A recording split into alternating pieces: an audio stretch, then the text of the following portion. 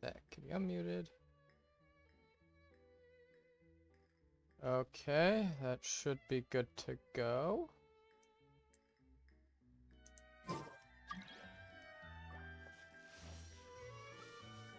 Hope the game audio is hearable. Should be. Oh, I see why. I wasn't hearing much. But although I might have lowered that for Eldira's maybe now. Okay, no, that's good. That's good. Okay, cool. Okay. That. Cool. Very nice, very nice. Now it's time to claim all the stuff. And more of that event. And battle piece. Anything to use here? No.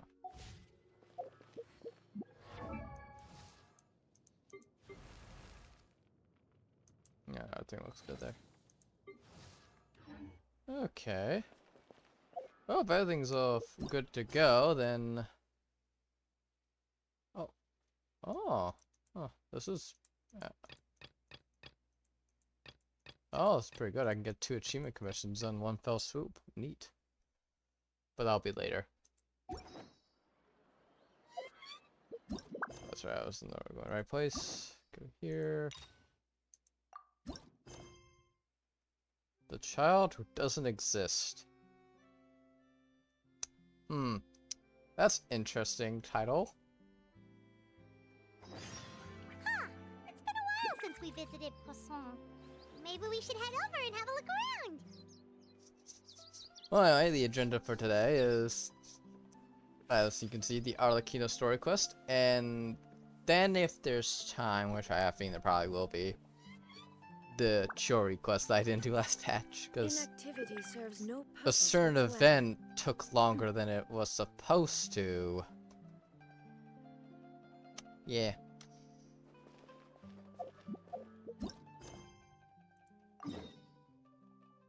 Wait, was that what I saw? Focused experience mode. Yeah, enabled focused experience mode to avoid conflicts with other quests occupying locations or characters.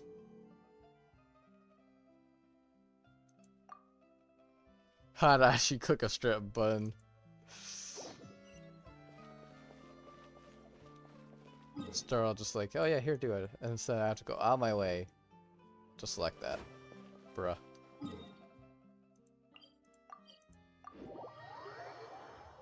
So silly. Add Astra. Give me my things, Catherine, and I'll be off my way.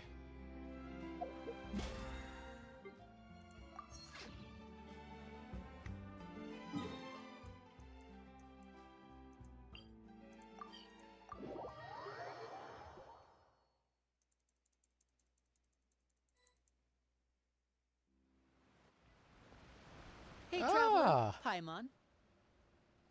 Hello, Linny. Oh, Paimon knows that voice. Over here. It's our favorite magician.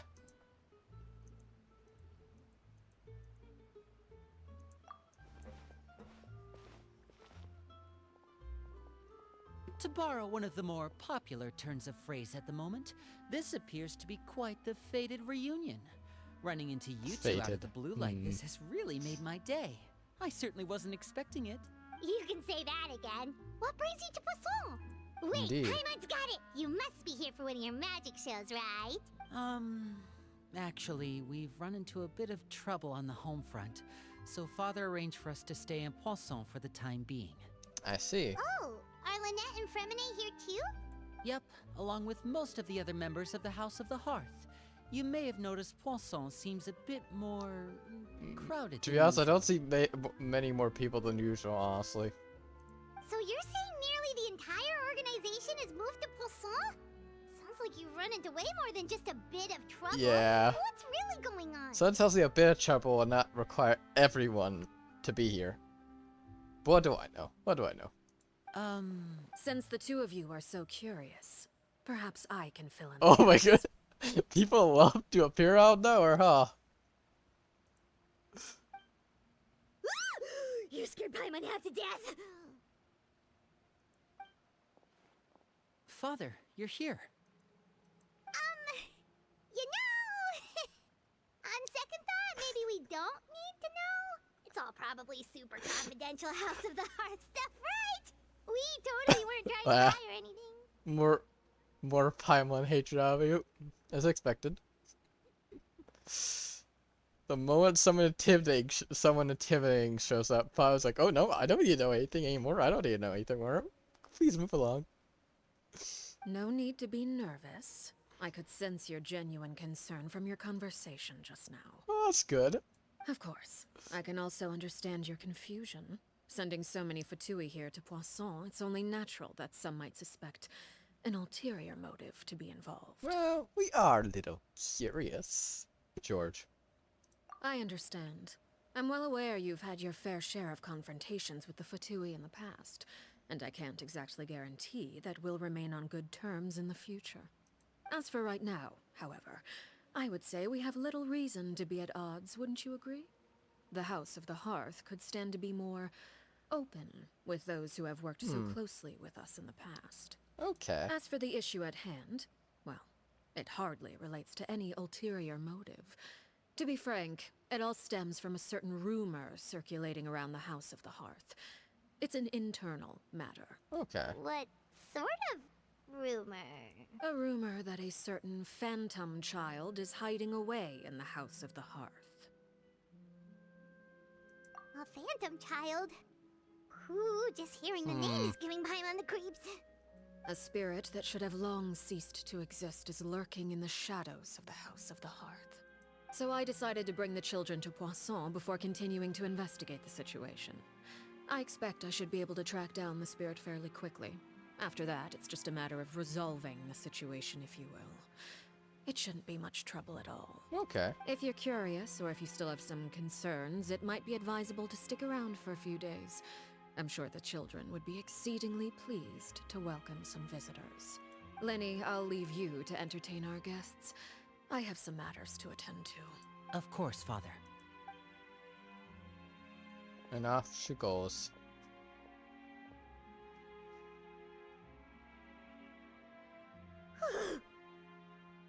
I'm sure this won't be the last time we have someone appearing out of nowhere.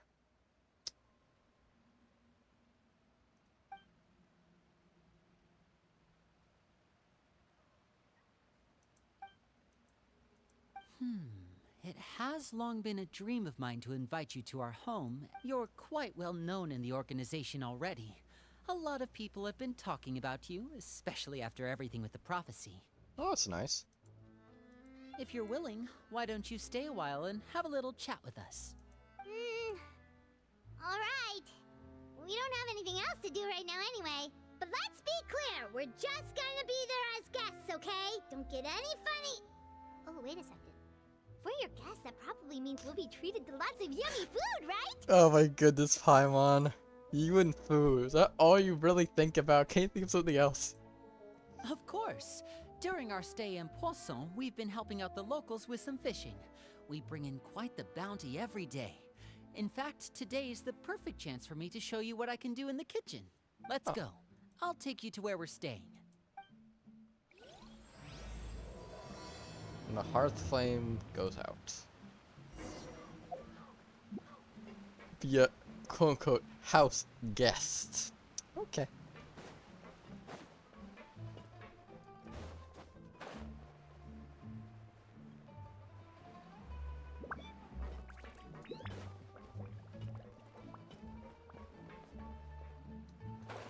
Okay. Please don't kill me back. We rented this house from one of the locals to use as a temporary base. I'll come back later and tidy up a bit. After that, it should be all ready for you to stay in tonight. Okay, nice movie. Thank you. Yeah, Paimon sure will make all the food disappear. And we'll be like, where'd all the food go? And Paimon would be like, they're nervous. Awesome, thanks! So, where are we off to now? Well, when I happened to run into you two earlier, I was actually in the middle of distributing some supplies. With this many people staying in Poisson, we have to bring in outside supplies every now and then. I should probably make sure the rest of these provisions get delivered, otherwise people might start to get antsy. Okay, well, there are all sorts of rumors about your organization floating around out there. Paimon's not sure if she could even take a wild guess as to what's true and what's not. But now that we finally have the chance to see a day in the life of the house, we can... Well, you're more than welcome to come along. Just follow me.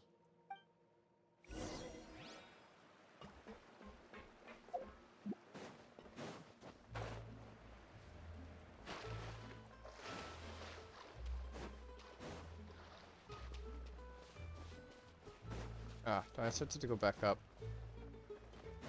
Bruh.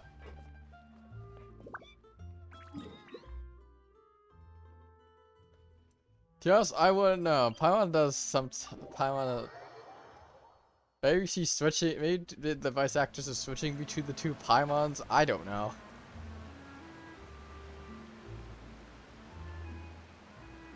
Maybe it's fucked wing. I wouldn't know.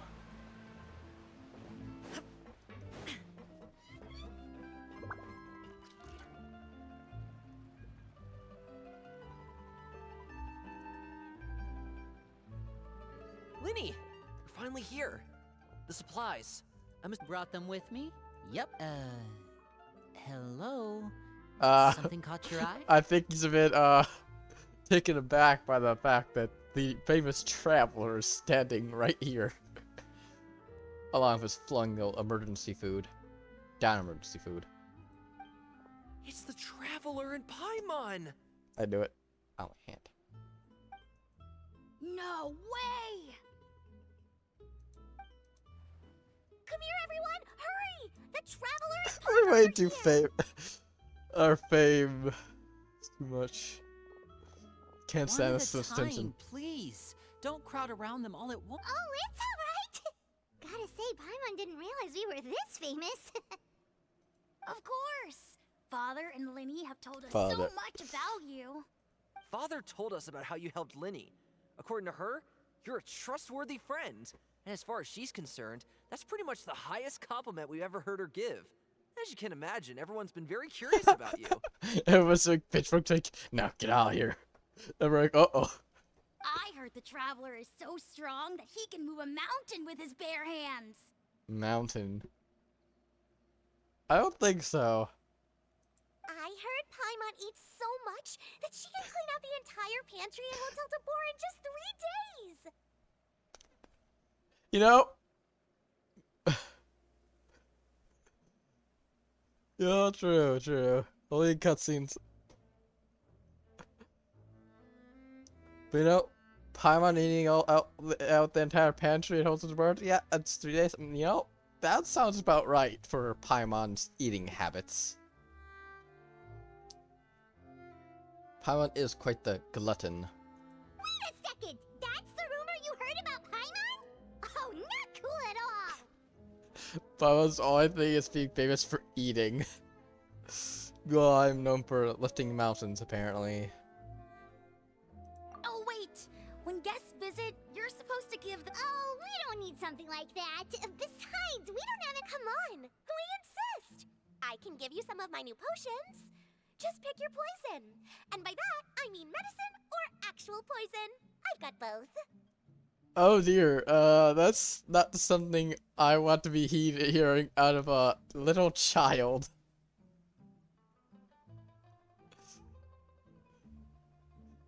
Man, the House of Hearth is, not treating these children like children. Poison supply go.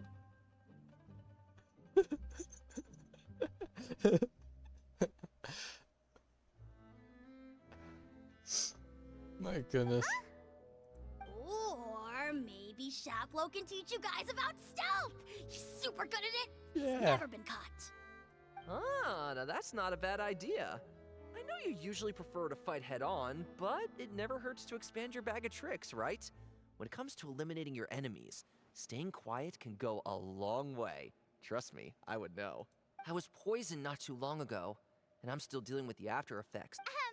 Wait. When you said gifts, Paimon didn't think you meant poison and stealth tactics. But those are the best things we can give you. Ooh, how about this? Tell me the name of someone who really annoys you, and we'll teach him a lesson for you. You know, these children all have some interesting of course you would name Paimon. Of course you would. Well, this is an off. These children have some interesting idea. Goodness. These children have some interesting idea of gifts. That I'll say that much. Poison her food. That's so mean.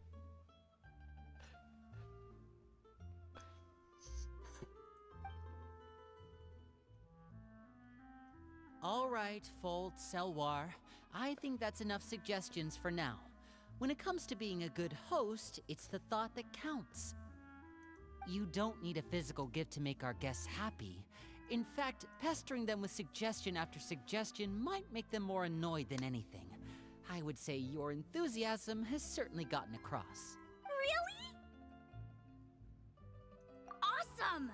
It's been so long since we've had guests to play with. Oh boy. If there's anything you need, just let us know. Yeah, especially if it's poison or something. I've got all sorts of potions for that. Gosh, sure, this little girl has such a love for poison. Like, what the heck? What are they teaching these kids? That's the fatality. Jeez. Well, we'll talk to you all later. All right, see you later.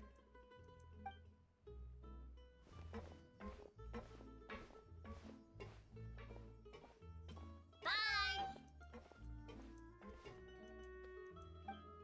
That's Lenny, about all that poison and stealth tactics talk just now. Scared you, did it? That kind of talk comes with being part of the House of the Hearth. what a lovely environment, huh? Definitely a great environment to be raising kids. When Foltz You know they was will really conspire. young, I he think it. strangled all of his family pets, just out of curiosity. He was labeled a dangerous problem child and was abandoned by his family. Oh. Okay.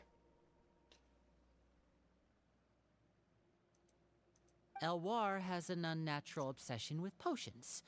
Father has forbidden her from trying all the different concoctions she comes up with, but she still tries to test them in secret. You really have to keep an eye on that one. Uh-oh. Chaplot is around my age. While I'm mainly responsible for collecting intelligence, he handles surveillance.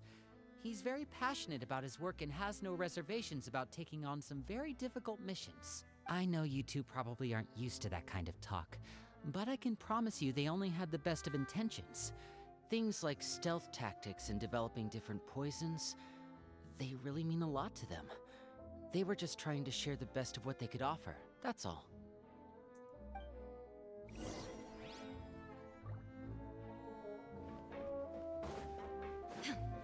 Well, that was interesting conversation.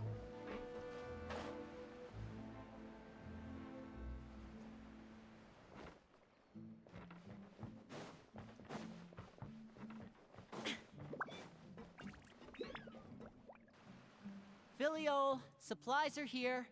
Oh boy, another crowd? Thanks. And who are these two? Allow me to introduce— Oh, you're the famous. It's nice to meet you. I heard you've traveled to all sorts of places. Is that true? Yes. Of course! We're making our way all across to that! And we fought multiple gods. It's been an experience. And we may have killed one of their harbingers, but we don't actually no, we didn't kill them. But you saw like it turn to ash. Oh, You must be pretty familiar with Fontaine by now, then. Have you seen the new opera that started running recently? I think it's called The 4,000 Thieves?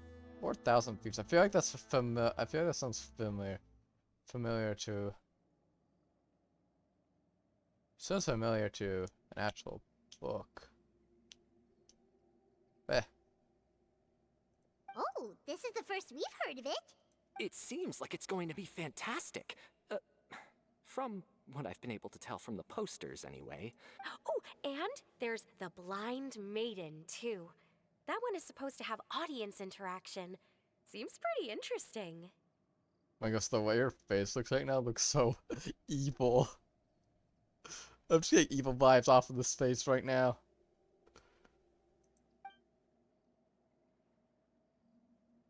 After this mission is over? Oh, maybe I should dye my hair.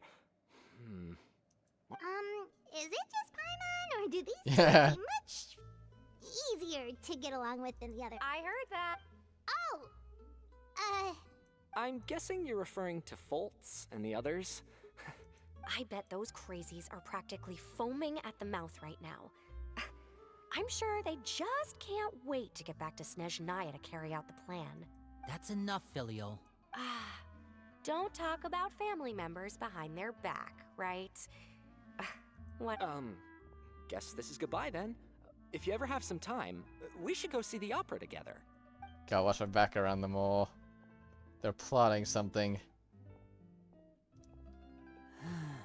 Well, that's it for the supplies. We should probably head back as well.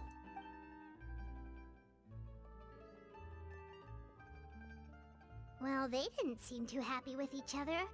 Seems like there could be something more going on here. You're right. We're only here as guests after all.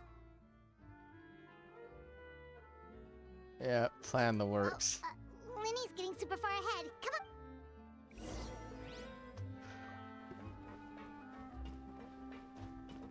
I wonder if they're referring to the Anti-Celestia plan. Or is there some other plan in the works? So, what do you think of the members you've met so far? Quite curious lot, I'll say. Well, Father is always encouraging us to be strong-willed and independent. So if there's one thing we've got, it's people who aren't afraid to speak their mind. Well, I should probably get cooking. Of course! Then let's head out and... Uh-huh. Fremine, what are you doing here? Well... Hey, nice to see you again! Oh, We were just going to make some food. Why don't you come along? I could use some help in the kitchen, and I... See? Were you looking for something just now, Fremine? Maybe I can help. It's not Yeah, we've got some left over. What do you... some food and water. No problem. Give me a second here. Food, water... Wait a minute. What do you need all of those for? You're not on any missions as far as I'm aware, and you were just going to come eat with us. So what's this all about? Stares at the lid. Yep. Fremine, you remember what I told you? You're not like me. Your lying skills still need some work. Tell me what's going on. Is it really bad enough that you have to keep it from your own brother? Maybe it'll be better if we gave them some space. This is the first time I've seen that kind of look on your face. Whatever happened, does it have something to do with Father? Yes. Just follow me. I'm pretty sure I know already how this is gonna end up.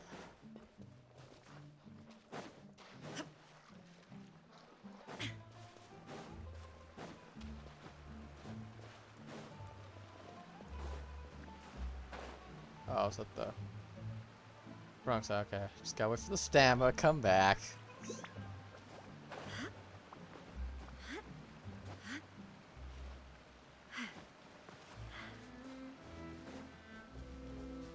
Huh. I had a feeling that's what that was about. You're back! Oh, and you've brought some friends with you this time. Hello, my name's Linny. Hi, Linny. I'm also a child of the House of the Hearth. Just like you. You can call me Clairvy. Clairvy? It's nice to meet you. Does that name ring any bells, Linny? No, not at all. That's not a name we have on our roster, I'm sure of it. What I'm not sure of, though, she must be the phantom child Father's been searching for. From the looks of it, I'm guessing you were the one that found her, Fremine. You, haven't told Father, have you? No, I haven't told anyone. For how long? About half a month now. Wow. So ever since we got to Poisson, then. Do you have any idea what you're doing? I know what I'm doing. Really? 'Cause from where I'm standing, it looks like you're hiding the very person Father has been trying to find. If Father finds out about this, everyone involved is going to be punished. You know the rules of the house, Fremine. I know you do. Father doesn't tolerate any form of betrayal. So why are you doing this? I've thought it through. And I just can't hand her over like that. Linny, Okay. don't you remember last year? Sheplo nearly died after getting poisoned during that one mission. He wasn't able to get back before the poison started taking effect, and not a single person was there to help him. That night, while I was sleeping, I heard a voice telling me to go save him. I opened my eyes, but I couldn't find the source of the voice. Interesting. I thought So it maybe wasn't I the was just hearing ghost, the things. phantom child that did it. But I went to look for him anyway. That feeling of being haunted, of hearing voices. It's happened many times in the House of the Hearth. I'm sure you've noticed. So what you're saying is, that was her? She was the one who spoke to you that night? Curious. Unless there are other spirits roaming around the House of the Hearth, I don't think there's any other possibility. If Clairvy were our enemy, it wouldn't matter whether she was a spirit or an actual child. But she's been living with us, helping us from the shadows all this time. I think that makes her family. I couldn't just hand her over to be dealt with. So what's your plan then? You can't keep her here forever. Someone is bound to find out eventually. I haven't thought that far yet. Come with me. There are a couple things I'd like to say to you in private.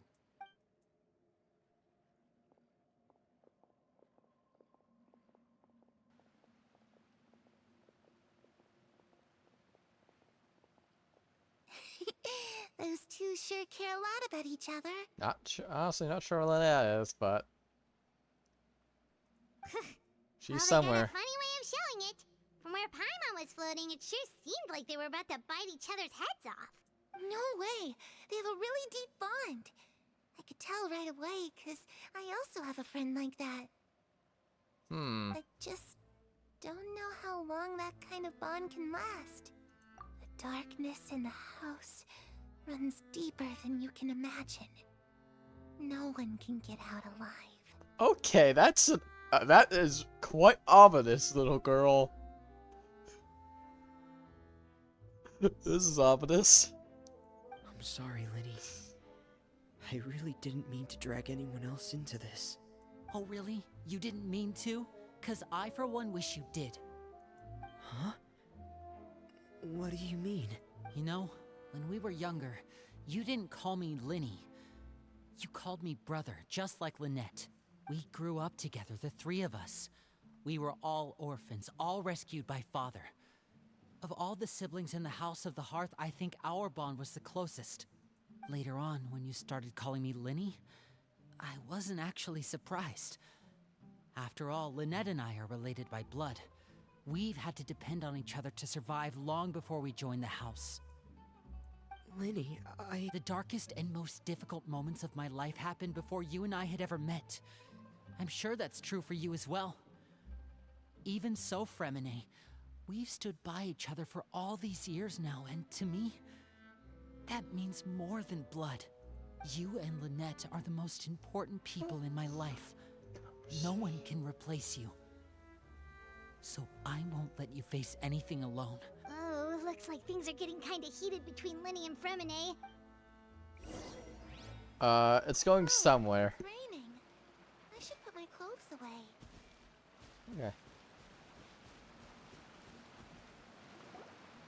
Hey, you two! Hope we aren't Oh, wait a minute, Fremine. Well, we're all friends here, right? We've been through so much together, so if there's anything we... It's just a small family dispute. It's not something our guests should trouble themselves with. What are you getting at, Traveler? When guests are around, families are often on their best behavior. And any disputes are less likely to escalate. That's what you're trying to say, isn't it? Yeah, the conversation is going on interesting turn of events. I think it's like, you should have told me earlier, based type thing. Like we are closer than brother. Like, even though you're our brother, we're still very close. Is what he's going on about, and that's basically like, you should have told us earlier. Should have told me earlier, basically. Yeah, the way they went about it, yeah, a little bit. Anyway, I like the thinking that's going on here. Families, when guests are around, are typically on their best behavior. Not a bad idea.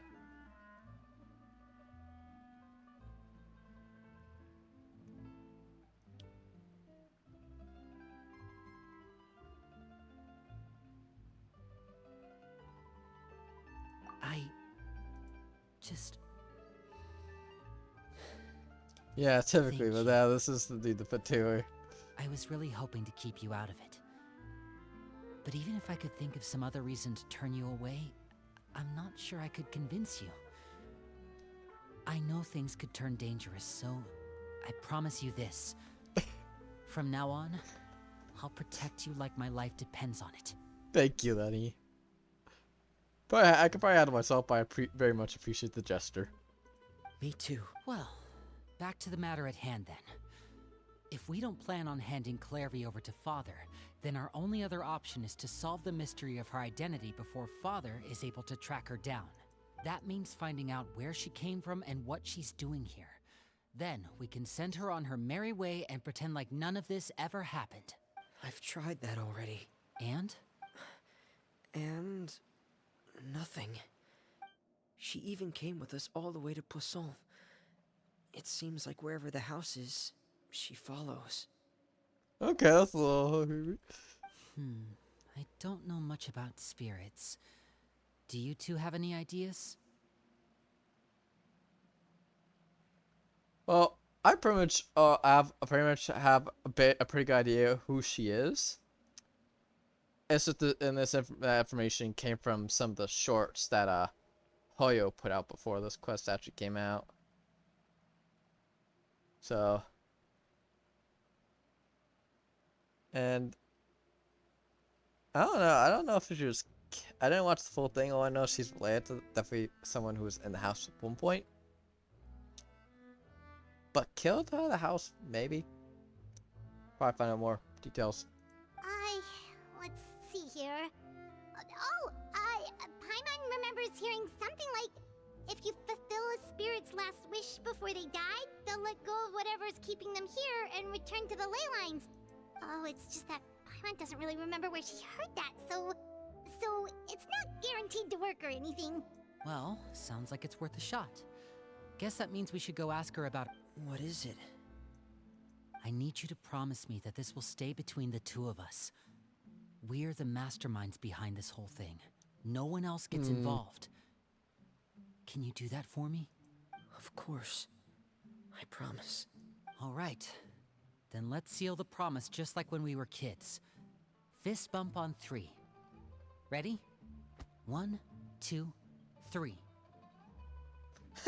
I don't know. Talking to that girl likes poison will solve this problem.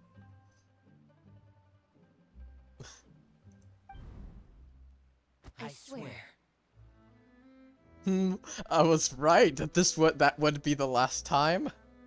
Thank goodness. You know, I was right that was the last time we were gonna have people popping out of nowhere.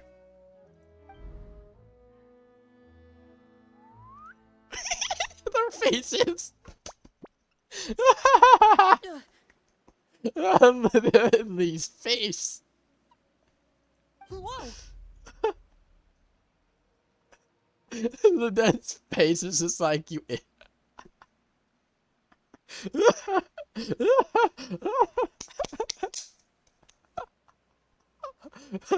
Well, she just popped out of nowhere, and it was right. I was right? This was the last time someone was gonna pop out of the shadows. Lynette!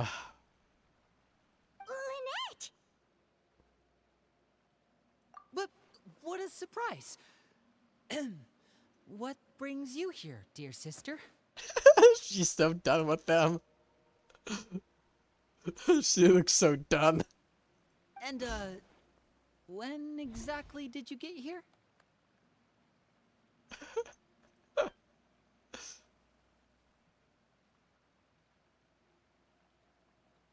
You're an idiot, brother. And you too, Fremine.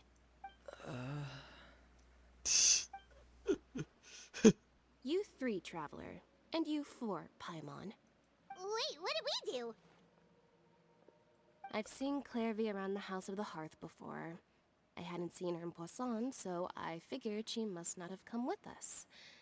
But it turns out, you were just hiding her. I heard you talking about your plan. Rather than steering clear of the situation, I'd rather fully join in. Oh my If goodness. you don't agree, I'll have no choice but to report everything back to Father. Simple as that. She's like, let me out or else. I love it when people just randomly pop in. Just appear out of nowhere. And then casually throw us all. Yeah, I don't think they're gonna disagree. You're not giving us much wiggle room here, Lynette. Well, I guess we're all in this together then. After we talk to Clairvy, we'll figure out our next move. There's no time to lose. Let's go. My goodness. Yeah, he does it too. Dang. I can't read her mind.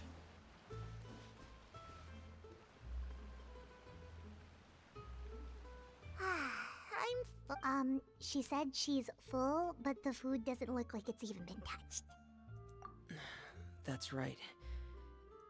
Still, when she's presented with food, she'll always linger around it for a good little while. Maybe, in her mind, she really is eating those things.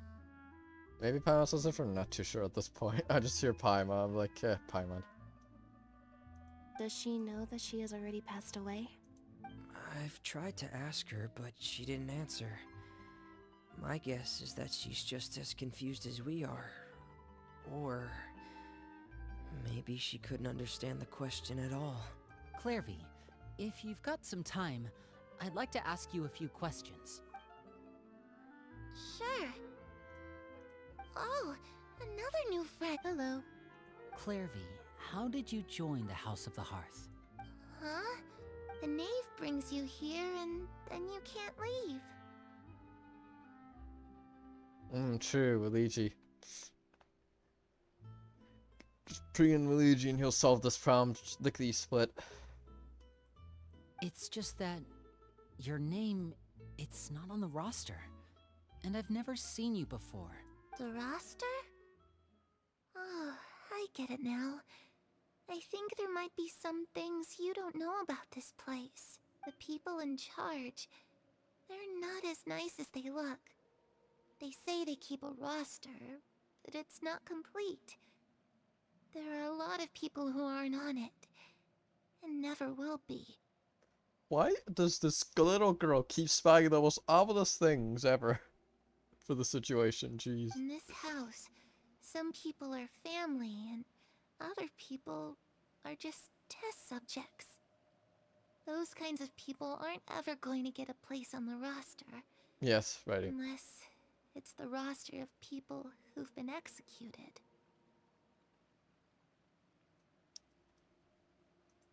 Wait, does that mean the knave... She... Is there anyone that can vouch for you? Perry. She's my best friend. She's the only one I trust in this place. Have either of you heard of that name before? No. Me neither. Clairvy. Perry. But it seems like she's telling the truth. Either that, or this kid's already got a bag of tricks bigger than mine. Maybe we should try a different approach. Oh, what? It can be anything you want. Just imagine. It's your birthday, you're blowing out the candles, and your wish is...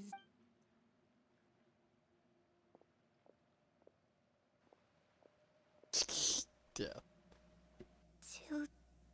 To where the sun can find me. That's it? Well, that sounds easy enough. The darkness in the house runs deeper than you can imagine. Ah, there goes that No ominous one line can yet get again. out alive.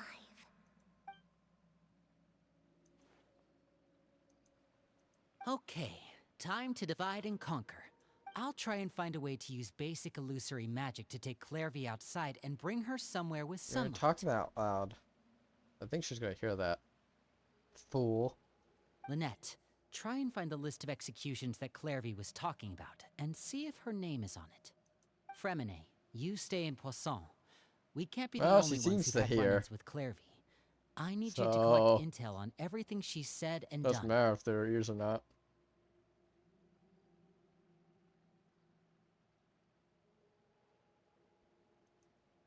Understood. I'll try my best. What about us?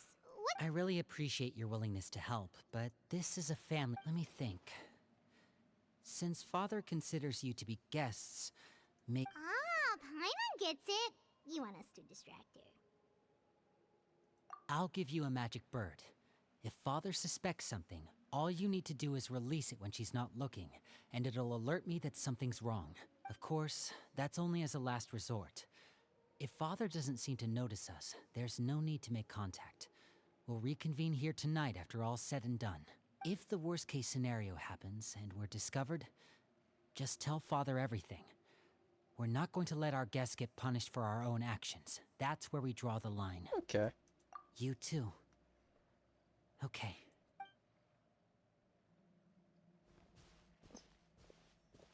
I really hope this goes well. No, it has to go well. That's the only way this can get resolved.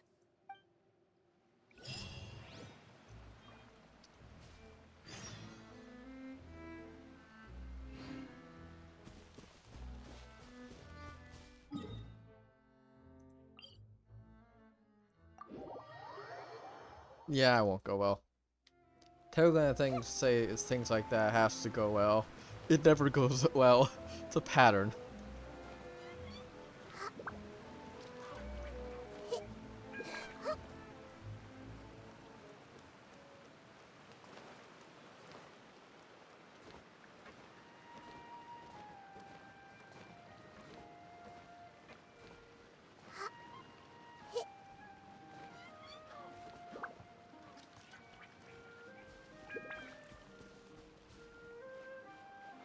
Wait a minute. Wait a minute. Is that who I think it is?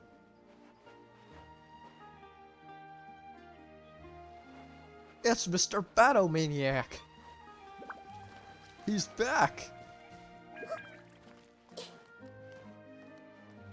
Hello. It's the knave and child. You're back. Yay. Hey, aren't you supposed to be in Snezhnaya recuperating? What are you still doing in Fontaine? He lives. And doing much better. Oh, it's you two. I didn't expect to run into you here. Yeah, it seems like you aren't doing as well as I would have hoped for. I was unconscious for quite a while after the fight in the Primordial Sea. After I woke up, I realized I was being taken back to Snezhnaya, and well, I couldn't have that now, could I? Not when I've still got unfinished business here in Fontaine. So, I mustered up all my strength and made the journey back on my own. What sort of unfinished business are we talking here? It has to do with Skirk, my master. I really wanted to meet up with her, but by the time I got back, she had already left. I still have so many questions for her. Without any other leads, all I could do was ask the knave to help me track her down. She must have left behind some traces from her time in Fontaine. Oh, okay, so have you found any clues? Unfortunately, no. While the House of the Hearth is adept at collecting all manner of intelligence, certain existences can still manage to escape our purview. Yeah, I would. Basically, unless Master feels there's a need to meet with me, she's not going to be found. But that problem has an easy fix. I just need to become stronger, and then... Child, you really need to rest more, please. I don't need you kicking the bucket on my watch. Paimon thinks you should focus on getting better first. The worst of it is over. It's all thanks to that one kid from the House of the Hearth. Elwar, I think her name was. Oh She no. gave me a bunch of Oh random no. potions to drink. No. They didn't go down easy, let me tell you. Pain and chills all over. But they really did help speed up my recovery. Are you sure it was the poison she gave you? Are you sure? And that's good, because it looks like I really do have to head back this time. The old man's been putting the pressure on me. He sent someone to tell me I'm needed for some sort of project. Huh. Project Stuja? Yeah, that's the one. I heard Regrader's involved too. I'm not looking forward to having to listen to all his monologuing, that's for sure. Hey, maybe you could think of a way for me to stay in Fontaine for a little longer. Who's the Regrator?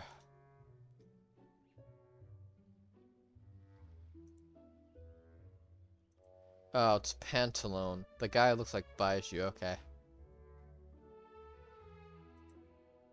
They're up to something. Imagine that little girl ends up actually being a side. Oh my god. Genshin pulling that type of stunt. Now that would be funny. Helping Linny and the others brush up on their fighting skills would be far more interesting. If you and I could spar, that would be even better. I've been waiting for a chance to see you go all out. And what a sweet little daydream that is. But I also have a role to play in all this. I'll be leaving Fontaine shortly as well. Besides, considering how little they see fit to step outside the homeland, being called on to return to Snezhnaya by such illustrious dignitaries, what a great honor. Wouldn't you agree? One I could do without, I'd say. Is it just Paimon? Or does it kind of seem like they're... So, dear guests of the House of the Hearth. Well, right. We're super close to Linny and the others, but we still don't know much about you. Oh dear. Oh, this is gonna be awkward. This is gonna be awkward. It's gonna be so awkward. Yeah. She's gonna start to suspect something soon with this type of attitude.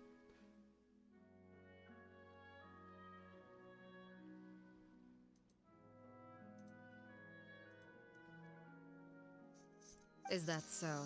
Introductions have already been made, have they not? Oh, Well, you see, Can't. there's only so much you can learn Can't. from someone I from a can't. garden or dungeon. I can't. At least tell us something a little extra, like, why do you call yourself father? I can't with this. Paimon, you're not doing a good job whatsoever. We're so screwed. This plan's not gonna work. Huh, good question. I'd also like to know. The fact that you have to ask tells me our intelligence work has been quite successful. Oh. Telling you the answer to that question would only... Spoken like a true diplomat. That was some expert sidestepping right there. Yeah, it's a good question, but the way it started, the way it started off though. Well, if there's nothing else, I think I'll take my leave. I still have a small matter to resolve at home. Wait, don't go!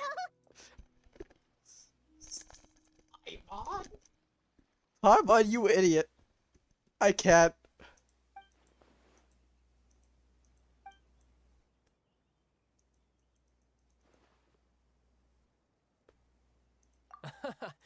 I'd also like to hear the answer to this. I've met some of the members of your organization, and they all seemed like really good kids. They actually reminded me of Tonya and Tusser. Which, by the way, if you ever betray them, I'm just letting you know, I won't let you off. Oh, aggressive are we? And why would I betray them? Well, you've already betrayed the House of the Hearth once, haven't you? At least, that's what I heard.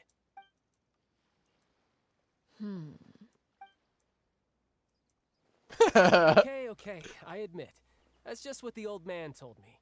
The rooster, I mean. Not him. Wait. Never mind what I've done. I'm more curious as to what the mighty rooster had to say. Ah, well, nothing much. Just some stuff about you taking out many other members of the House of the Hearth, and even going so far to attack your own family. Oh, based on your reaction, I'm guessing it's all a bunch of lies. Hardly. I don't appreciate his particular turns of phrase, but I suppose he didn't say anything untrue. Oh dear. Although, it would be more accurate to say that there is a certain level of prejudice involved, but I don't intend to clear that up just yet. Prejudice has a funny way of concealing the real truth behind certain things, an attribute that I find to be quite advantageous. Call yourself a Fontanian, for example, and people will assume all sorts of things, when the real truth is that this is simply the land where I was raised. Huh? You're not actually from Fontaine? I was trying to protect the children born in Fontaine. Claiming that I myself was a Fontanian simply made it easier to operate. People would hardly suspect a fellow Fontanian of having any ulterior motives. Who wouldn't want to save their homeland after all? Sound logic. The primordial sea wouldn't have any effect on me, but it would have caused great harm to the House of the Hearth.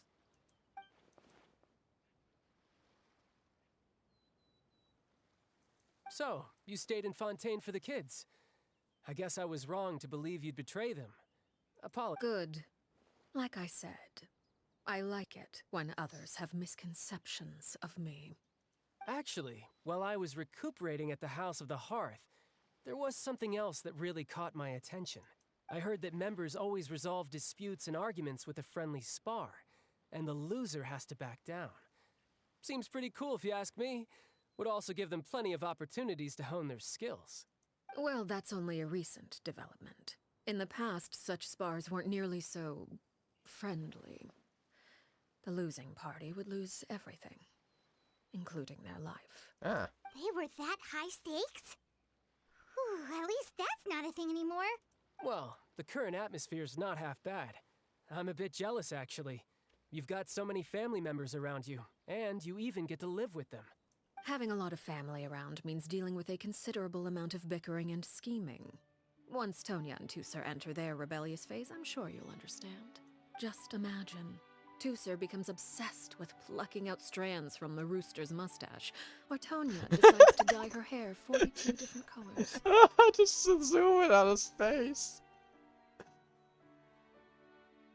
Man, I love it when they do these zoom-ins.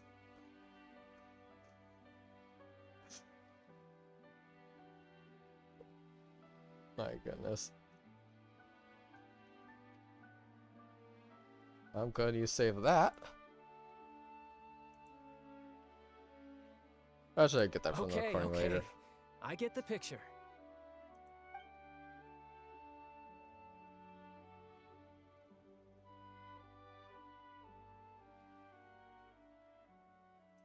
Well, would you look at the traveler, Paimon? I'm not sure where our paths will cross next, but the next time we run into each other, we should definitely try and find some time to spar. Please get better first, child. Again, maybe this is a conversation we can have when you look less like you're gonna keel over. Yep. Yeah, we did. Alright. Well, thanks for everything, Arlecchino. No thanks necessary. You also played a part in obtaining the Gnosis.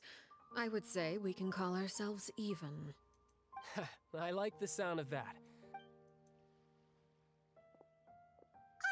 We should probably get going too. Oh? You... Oh, I'm rather enjoying the evening breeze. If you don't mind, I think I'll stick around. Apologies for not attending to you like a proper host. Please forgive this slight. Okay. We managed to keep her distracted until nightfall. Good thing Child was there to keep the conversation going.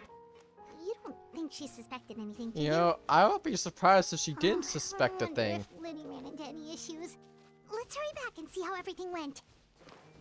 I would honestly be very, very surprised if she didn't suspect anything.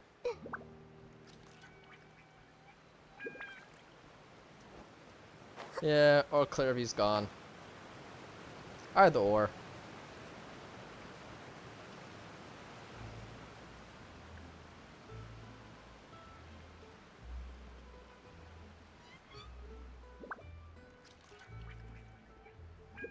Yeah, can I land on this platform? Here's the answer is yes. Good, good.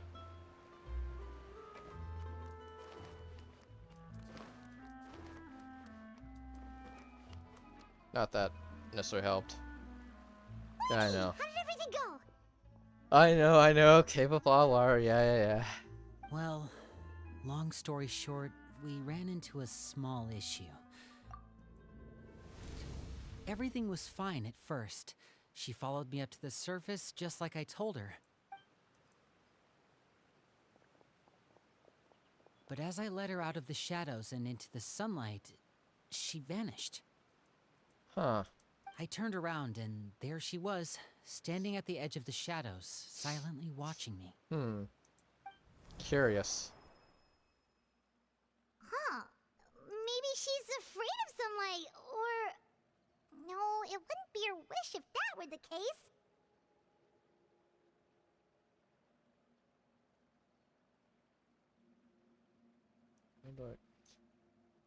Yeah. Oh. Vampire. Yep. Vampires don't like the sun. But I have a feeling she ain't no vampire. It's like they said, a ghost. Spooky ghost. Well, we could always try pushing her into it. Yeah, I don't think that works. Ghost pyre, yep. Ghost pyre. Oh, true. I've pretty much tried it all already. Nothing worked. Eventually, the sun went down, so all I could do was bring her back here. How did it go with you, Lynette? Good. I've got the list. Oh, nice. It's right here. At least something was successful. Well, what are we waiting for?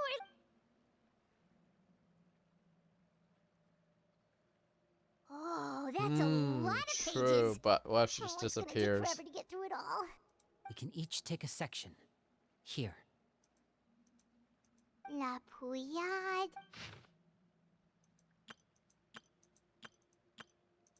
Oh, yikes. That Aurere guy has a huge... Ah, I've met him before. The scar is from an injury he received during a mission. I still remember him joking with me about it.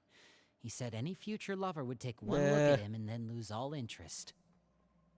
Did he say anything else? Well, I asked if there was someone he was interested in. He said no, and that's where our conversation ended. It was only later that I learned he really did have someone he liked. He risked everything to escape so he could be with her, but it didn't work. Wait, so that means It may seem cruel, but it's just one of the rules of the house. Betrayal is not to be taken lightly. We know too many secrets to come and go as we please. So, if you do try to leave, you pay with your life. Yikes. Her name's not here, huh? Well, that's not... Let's shift our attention then. Fremine, were you able to find anything out? Yes, basically. Can't lay a secret. You know what they say, loose lips sink ships, and they don't want that. They want those little secrets going out. Fremine. Sorry. I was thinking about something. True.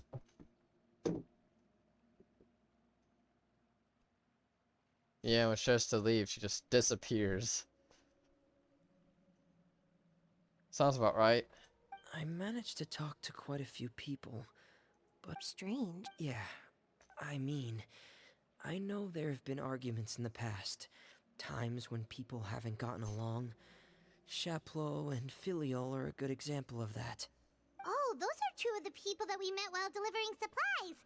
Paimon can see how they might not get along. They had very different vibes. Yep, and never see the their, light again. Ever again. Yep. interests seem to be pretty different as well. That's to be expected, actually. Father brought us all here, shared her knowledge with us, taught us how to fight. That's one thing we all share. But that's also where the similarities end. Not all of us feel the same desire to stay here. As members of the House of the Hearth, we're also considered part of the Fatui. And to a lot of people, that's an identity they never asked for. Yeah, I would imagine so. Certain members get older and realize they want something else for themselves. But considering the rules of the house, most people would never say that out loud. People like Chaplot and Foltz are loyal to Father and her vision. They're proud to be part of the Fatui. Filial and Nantoy, on the other hand, well, they aren't quite as enthusiastic. These kinds of conflicts have always been there. It's not like Father is in the dark about any of this. Well, that's true. But it just feels like things have gotten worse lately. Filial and the others, it seemed like they were meeting in secret to talk about something. Suspicious. I can't They really say are for sure, plotting. but I think they've met Clairvy. You think she's been inciting them to act out? No, not exactly. But I wouldn't be surprised if she said something to them about the darkness in the house and how deep it runs. She's told me about it before. Experiments being run on children. People being used as pawns on the battlefield without so much as the strength to survive. And they just believed all that? Without any evidence? Oh, this is a Fatui. I don't think we need much evidence for that. Clairvy's words probably gave them the excuse they were looking for. Whether they actually believe them to be true is secondary. This is all because of Project Stuja, isn't it? Try. Imagine. Whoa, hold on a second. What's this Project Stuja all about, huh? This is the second time it's come up now. Sorry, but I'm not sure of the details either. I only know what Father has told us, which is that it's something the Rooster and Regrator have been working on together. Apparently, it has to do with the Fatui's strategic plan for the future. The revolt against Celestia, I have a feeling that is related to it. Because the House of the Hearth was so successful in obtaining the Gnosis, we now have the honor of playing a key role in Project Stuja. I see. Wait, but isn't that a good thing? Key role is just another way of saying dangerous role. To us, the whole thing is an inconvenience. Father thinks so too, but she's in no position to refuse. Their plan isn't exactly unreasonable, and they've been funneling the house a lot of funding. It's just that we'll lose a lot of members in the process. Participating in the plan, it's an honor in name only. What they're really trying to do is subdue us. The existence of an intelligence organization outside their control makes them feel uneasy. Of course. most larger groups would not like that. Like that.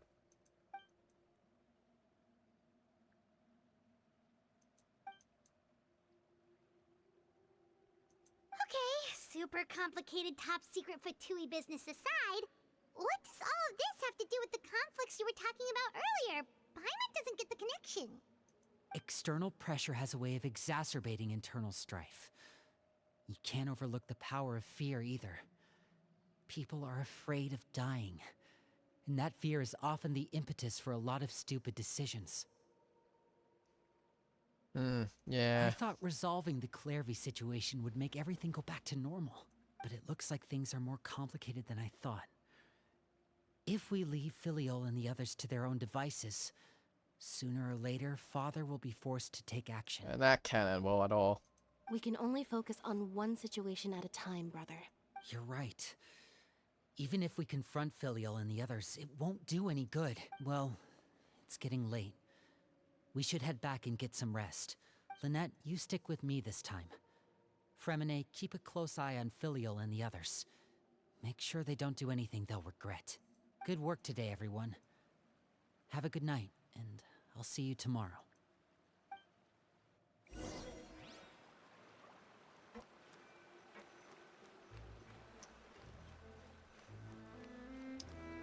Well, honestly, that project suit is probably related to the Fatui's plan against Celestia, because we all know they're plotting like something against them. Considering all the gnosis they've been gathering, yeah. Probably find out. Maybe find out. I don't know if we actually might find out more than that one. I don't know. I don't know how much information the Capitano would have about this plan, but I guess I'll find out. This is one cool theory that people have about Matland, is that we'll be the ones to persist the Paranosis, and we'll be able to use that as an excuse for you to meet with the Saritsa and find out more about the Fatui plan. Which I certainly hope is the case, because it'll be cool to at least succeed in one area in regards to getting the Gnosis. It would be cool, but I don't know if they'll do that. Hey, you don't think the knave will be too angry with Linny and everyone if she finds out about all this, do you? I don't feel like this is something that she would, like, that would be, need to meet with, like, the, disappearing. But some sort of punishment there probably will be, yeah. But I don't think anything too harsh. Too harsh by her standards, maybe. She's even scary when she smiles. If she were to actually get angry... Ooh, you have to protect Paimon if that happens, okay, Traveler? Trust is effort, Traveler. Yep. Look! Look over there! Quick! Let's catch up with her before anyone sees! Someone's going to see. It's not going to end well.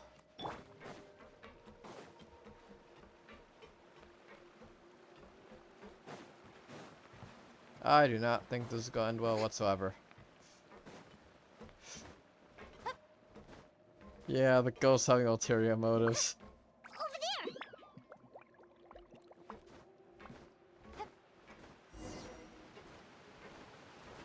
there! And disappears just like that.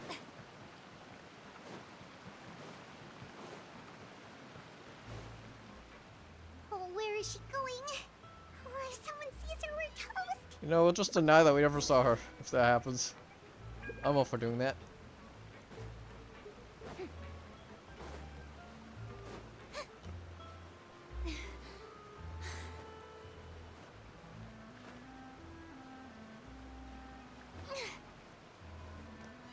Oh, look!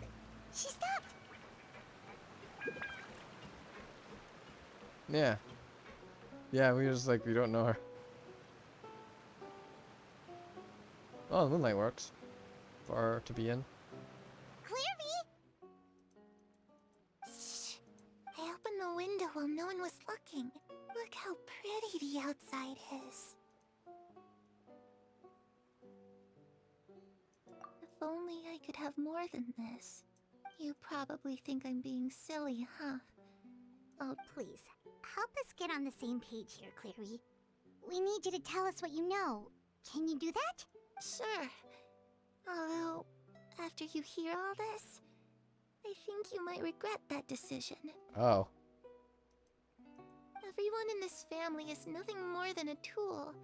Something to be used and exploited. As long as you're useful, you get to stick around. Lose your value, and you're handed over to the doctor. Oh, not him. Experimented on, and given a fate worse than death. I've seen it happen again and again. I hope I can. I I've had hope we get enough. to deal with the Dottore. I don't like that guy's attitude. Caused too much of a problem, Sumeru. Tells I am more than I hate Senora. And that's saying something. You're saying the knave did all that? It's just, that doesn't seem like something she would do. She's scary and all, but it seems like even she has lines she wouldn't cross. I knew you wouldn't believe me. Everyone thinks she's a good person. They all think of her like a real mother. Are we all talking about the same person? Mother? But she doesn't deserve that title. She's disgraced it and tarnished it. If only Perry were here, she'd understand. Perry. There's that name again. Also, Paimon's getting a strange feeling. It almost feels like she's not really here with us. Paimon can't tell. Well, in any case, it seems like she really needs someone to talk to. Yeah. I We just should called her keep mother, company not for a little father. longer. Arlecchino's Tao's father, not mother. She looks so young. It's getting... Ooh, look at the moon. Isn't There's it no pretty? window here. Hey, wanna hear a secret? There's no window. I heard that if you look up at the night sky in Snezhnaya, you can see the aurora. It's supposed to be super pretty. Even prettier than the moon tonight. Perry and I promised each other that once we're older, So we're gonna that's go the see it foot. together. That is the Cryo Nation. The last of the 7 nations of Teyvat will be visiting before we get to the inevitable big final chapter for the Teyvat chapter itself for Teyvat. Yep, that's what they're going for, the little project. It's basically Russia. Basically, it's what I've heard. Or Shadai is basically just Genshin Russia.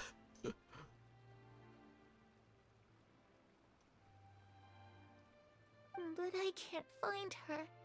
I'm worried she's also been... No, that wouldn't happen to her. She's special. Mother likes her a lot. I should really go talk to Mother, but we just fought. She doesn't want to see She's me. still living in the past, I think. I'm too scared to face her. What did I...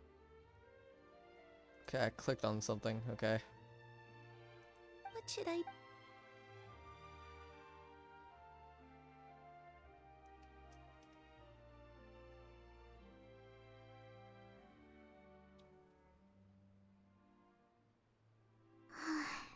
Paimon really doesn't understand what's going on with her.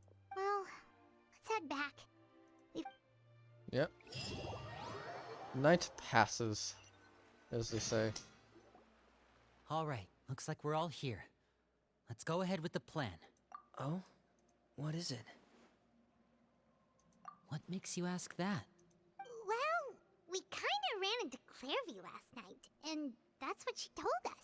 We met the doctor back in Sumeru. He's super dangerous, and he's done all sorts of bad things. Yep. It's possible that Father and the Doctor have had certain dealings, but I don't think Father would work with him. Yeah, Arlecchino seems like a harsh person, but I don't think she'd work with him. We're not really on the same side, so there's not a lot of trust between them. The two are quite the Harvards Doesn't are quite exactly divided, set the huh? stage for a successful partnership. Dottore. Super bad guy in Sumeru. Helped basically screwed over Scaramouche, who's the Baldir, with that giant mech. I'm sure you remember that the mech. basically is the reason why this whole tragic backstory occurred. Yeah. Oh, he also did a pretty bad experiment on Kale that resulted in her being very traumatized and having basically, I think some essence of a dead god put in her. That was only sealed up thanks to Sino. Yeah, it was, yeah, basically, you know, very bad guy, very unethical experiments. I did hear, though, that when Father first Yeah, became great guy. Harbinger, the doctor offered to work with the House of the Hearth. Father rejected most of his proposals, except for one. It had to do with some sort of secret experiment. Secret experiment? Could that be what Clairvy was talking about? I don't think so. I don't know any details about the experiment itself, but I do know it's an entirely independent operation. The doctor only proposed a direction for the research. That was the extent of his involvement. Okay. I still don't think that counts as working together. The details of the experiment are confidential, but complete records are kept on all participants. That doesn't seem to be the case with the situation Clairvy referred to. I know you don't agree with some of the Fatui's methods, and I'm not asking you to. But I am asking you to trust us on this. The House of the Hearth has its own principles. There are certain lines we're not willing to cross. Alright, that's good to hear at least. Clairvy seems to think the knave and the doctor work together to do something horrible. It's just that it doesn't seem like Clairvy is lying either. The easiest thing to do would be just ask the knave directly, but Paimon doesn't think she'd tell us. Yeah, we're not gonna mention the mother yet, it seems. Father didn't come back last night. She's probably still near the shore. Lynette, you're with me. Oh boy, Fremine, this is gonna you make know us what to more do. suspicious. Be on your guard, everyone. All right. Well, she's secretly keeping an eye on us since she knows everything. Yeah, I wouldn't be surprised.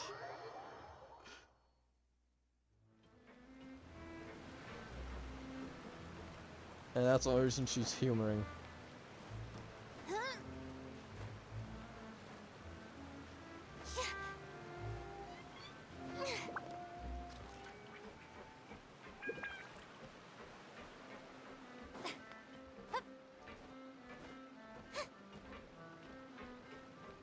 Yeah, here they come again to try to distract me.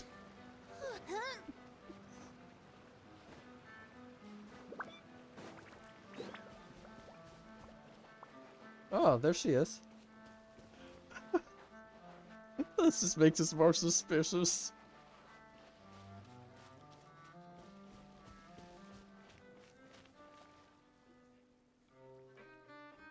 Oh, hello. Ah, it's you two again. I must say, you look a bit pale. Oh. Did you have trouble sleeping last night?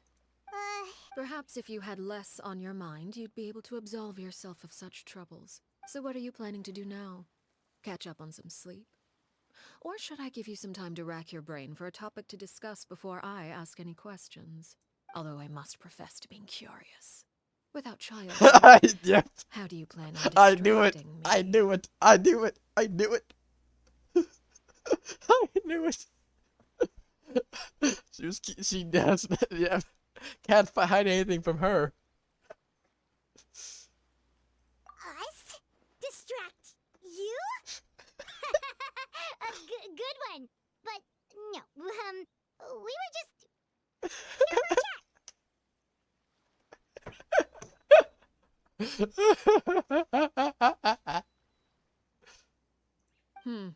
Looks like you could have used some extra time to think. No matter. If you don't have any other plans, why don't you accompany me somewhere? Don't worry. I'll be sure to steer clear of any scheming children. The ocean breeze is sure nice today. Children always think they can hide things from the grown-ups. But nothing gets past me. Yep. Least of all, a little scheming. I think I'll let them have at it for a little longer. I can be very patient. Well, I'll leave you to think things over. If you're so inclined, meet me outside the Palais Mermonia. Good things come to children who do as they're told. So I do hope you decide to tag along, if only for your friends' sakes. Oh dear. Oh dear, oh dear. What should we do? She clearly knows about everything we've been doing, and Paimon doesn't think it'd be a stretch to say she was threatening us just now.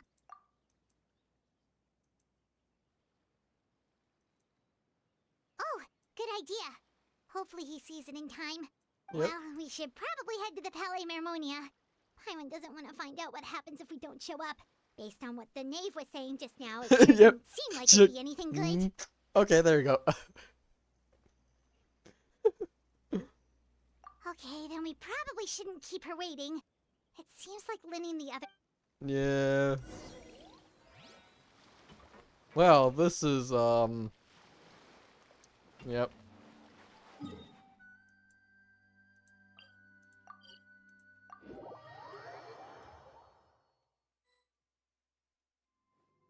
Seeing as we still have some time before my meeting, we might as well enjoy some pleasant conversation while we wait. I'm glad to see you get along with my children. Being surrounded by good companions is necessary for a child's development. You're not planning on doing anything to them, are you? I assume you're referring to Linny, although there's that situation with Filial and Nentoy as well. It appears quite a few people have been acting out lately. No matter. I'm not one to discriminate. All those who betray the house meet the same fate. There are no exceptions. Does that mean you're going to kill them? Oh, are you here to beg for their lives? I'm sorry to disappoint, but the rules of the house change for no one. In my organization, everyone is responsible for their own actions. You know, it's not like they're implicitly betraying. They're just trying to figure out what the heck was going on. Fight, fight, fight, my goodness. But don't you care about them at all? They really respect you. They even got... Any organization in which feelings come before principles is one destined for ruin. The House of the Hearth is hardly an exception. You could say our principles are more stringent than most. Perhaps I can offer you this consolation at least. As our guests, you two will not be held accountable along with them.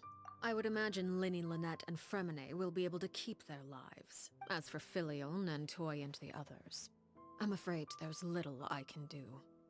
They can try to escape, but once you know our secrets, there's no getting out alive. Yeah. But that... Ah, you seem concerned.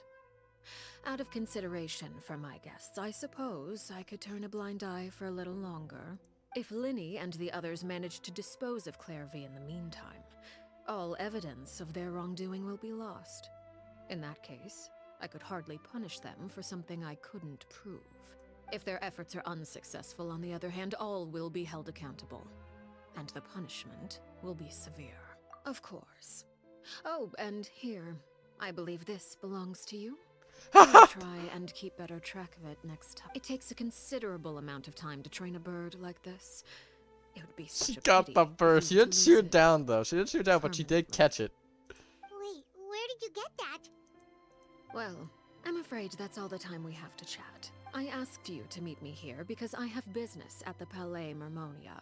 It has nothing to do with you, but I think it would be prudent for you to stick by my side for the time being. There will always be time later to run off and tell Linny what you've learned. Well, time to go. Looks like we wrapped things up just in time. Oh dear. This is taking a turn. Ah, elbow. Oh. Great, I hit my elbow in a weird, funny way. Not that bad, but my hand. Yeah. Oh, the hand is behaving a little. But it's not as bad as it would normally be. Seems like a minor. How's it always the elbow though? I never get that. It's been a while, Monsieur Neuvillette. I must say, I wasn't expecting my meeting request to be approved quite so Yeah, quickly. so The elbow Palais just has that Mermonia nerve. operates with an efficiency worthy of admiration. It is only right that an esteemed diplomat such as yourself should be afforded the proper level of respect. Although, if I may speak plainly, I must confess that I did not anticipate we would have the occasion to meet again after presenting you with the Gnosis. I see you brought the Traveler and Paimon with you as well. I'll be departing Fontaine shortly. There is, however, an outstanding matter that I would like to see resolved before I go. It requires a rather lengthy explanation, I'm afraid. So I took the liberty of explaining everything in this proposal. Please review it at your leisure, Monsieur Neuvillette. Sure it does.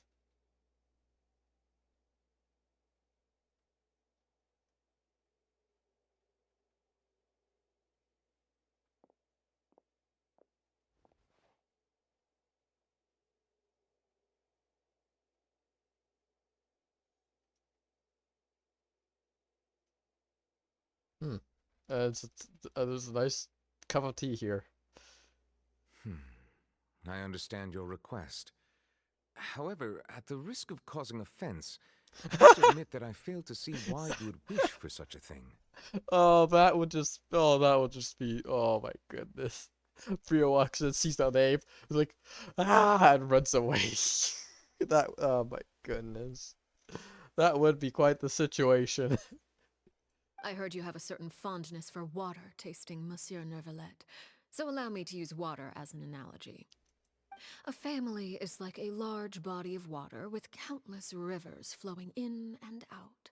As someone who watches over this system, I would hope that each river that flows from the source will eventually reach the ocean. Of course, objectively speaking, I know this is impossible. Most of the rivers will dry up along the way, disappearing into the ground and leaving nothing but a barren riverbed behind. Not all rivers are destined to reach the ocean, but I would not see their existence rendered meaningless. I believe the water that flows within them is simply meant for a different destination, like a field in need of irrigation. Or perhaps the glass of a certain water-tasting enthusiast. Did you get... Your words paint an optimistic picture indeed. Allow me to remind you, however, few among us are willing to sip from a glass filled with tainted water. It may have been tainted at one point in time, but not to worry. I'll make sure it's strained of all impurities and returned to its cleanest form. I see. I seem to recall there being a transactional aspect to your proposal. Perhaps you could expound on that? If you accept my proposal, Monsieur Neuvillette, I will gradually withdraw my forces from Fontaine. And, unless absolutely necessary, I will no longer carry out any special missions within Fontaine. I presume I can take your words to mean that, in the future, cases similar to the Tartuffe assassination will cease to cross my desk? Tartuffe? Ah, that thief who embezzled funds from all those charities, you mean? My deepest condolences to his family, but without any evidence, I cannot imagine how the House of the Hearth might have been involved in his passing. Of course, if you accept my proposal, Monsieur Neuvillette, I'm sure certain measures could be taken to reduce the frequency of such troubles. You choose your words carefully indeed. My thanks for your generosity, Monsieur Neuvillette. Well, with that settled, we should be going now. I took the liberty of bringing along 2 bottles of spring water from Snezhnaya for you to enjoy. I do hope I get the chance to hear your impressions. Perhaps at our next meeting, yes? Indeed. I trust you would not overlook your commitment in the meantime. All right, Traveler Paimon. Oh boy.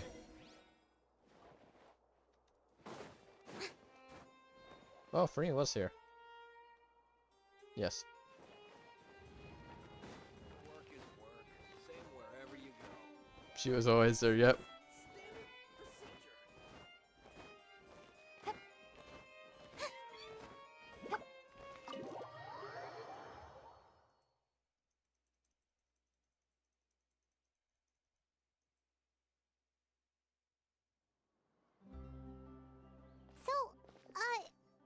What exactly were you talking about back there? Paimon only heard you mention some rivers, a large body of water, and then some kind of irrigation scheme. You really want to know? I would imagine. Lenny. Yeah, I need to stop clicking the button for the dialogue finishes, but oh well.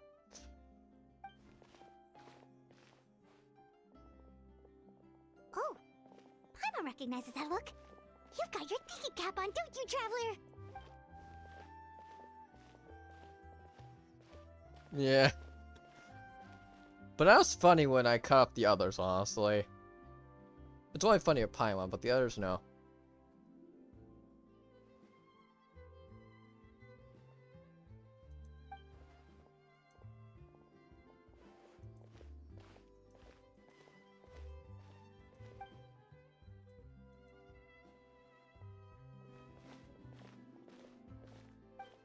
No, I didn't get to read the last bit. Oh, shoot. Are you alright? Yeah, I should be asking you that question since you're the one who fell down. Jeez, I'm so sorry. I was so focused on selling these papers, I wasn't well, let me make it up to you at least. Oh, you don't have to give us anything. Please, I want to. It's not like I'm short on supply. It's my fault, really. I was just trying to bring home some extra mora for the family, but I bit off more than I can chew. What's going on here? Nothing much. I just ran into your friend here on accident. I should probably get going, actually, so... Hold on. Of course, I'm happy to compensate you with mora, it's just... I'll take 3 papers. Here. Oh! Thank you for your patronage. If only I had the chance to run into such generous customers every day. I should probably just take on a smaller inventory, though, right? Well, now that my affairs are settled, we should take the boat back to Poisson. We've even acquired some light reading to enjoy along the way. Okay. Actually, why don't we... Paimon just realized how hungry she is. Paimon, what are you... Paimon, this is clearly not gonna work. It appears you two are under the impression that delaying our return will somehow alter the situation in your favor. I'm sorry to ruin your fantasy, but your efforts are meaningless. That being said, I could be persuaded to give Linny some extra time. I just have one condition. Yeah, If you agree to my request, I'll even answer some of your questions. You're quite curious about Claire V, are you not? And my relationship to her. Wait, why are you being so generous all of a sudden? You're not gonna ask us to do something bad, are you? Hopefully not. You overestimate yourself. You don't have the talent for bad things. That's roasting us, but in a good way. Then what can you possibly... The most important consideration in a negotiation is that both sides receive something they want. Demands and threats only get you so far. Wonderful. Here it is. When the time comes, make the choice that you deem most appropriate. Are you kidding me? And lend your help to the House of the Hearth. Are you kidding me? Are you actually kidding me? Is it to try to protect the House of the Hearth when Project Stuccia, or whatever that operation was? Bruh. Okay, sounds normal enough. But Yeah. what do you mean, when the time comes? When is that supposed to be? I have a feeling that that letting the House of the Hearth is probably to do something to do with that, like maybe protect the House of the Hearth when that comes. I don't know. That is for you to decide. Then we have a deal. Follow me. Wow. That is interesting. Okay, Nameless Ruins. Oh, I think I remember this place from the trailer, I think. I'll have to get closer to verify.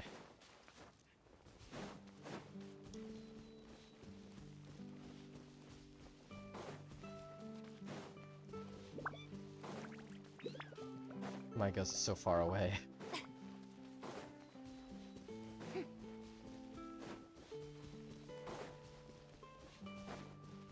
8 stamina.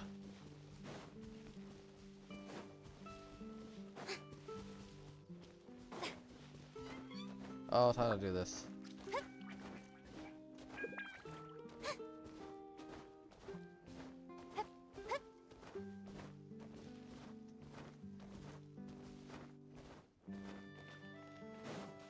Oh, I think it is, huh? Seems about right.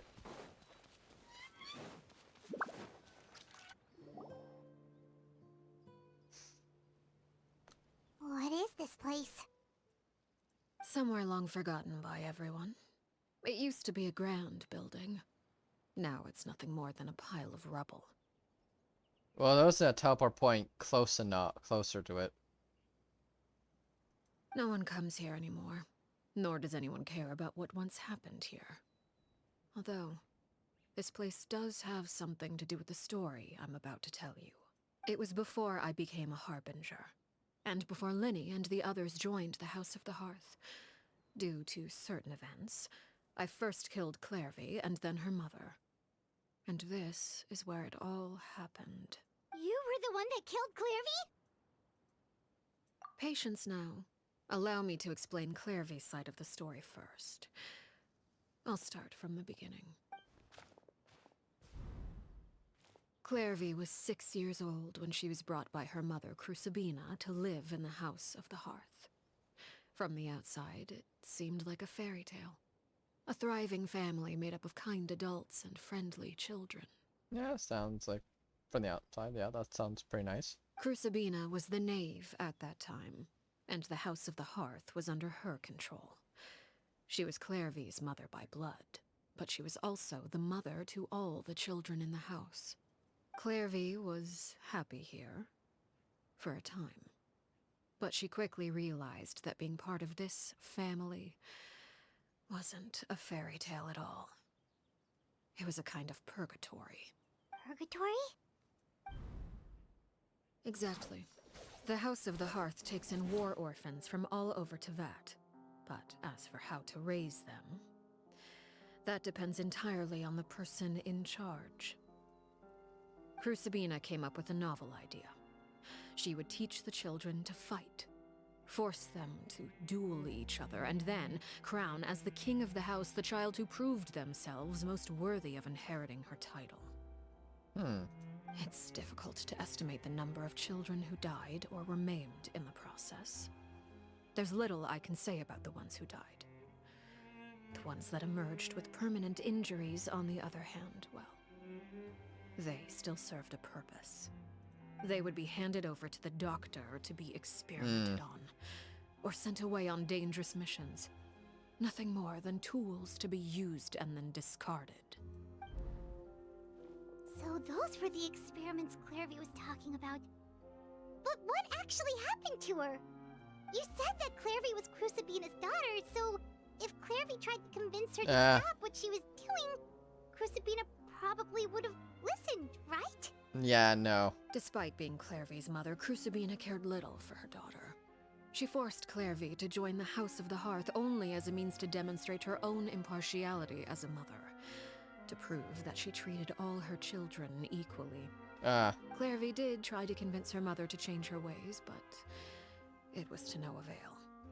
After her efforts failed, the only other option was to rise up and try to fight back.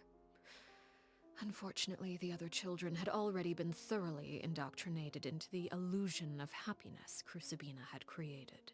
Of course. There was one exception. Someone Clairvy's age who knew the truth about the House of the Hearth. Her name was Peruere. Wait, the friend that Clairvy mentioned? Friend, huh? I suppose we can call her that for now. Clairvy was a cheerful and passionate person with a tenacious spirit. Peruere, on the other hand, was rather cold-blooded. I had a feeling that the kid that just talked about how he had something to do with the knave, probably. Something to do with Arlecchino. Yeah, totally. No one we know. Yeah, totally. So like this kid looks very much similar to Arlecchino. I mean, totally. Her cold-blooded nature allowed her to see through Crucibina's facade. Yet, it was also this cold-bloodedness that prevented her from acting against it. At least at first.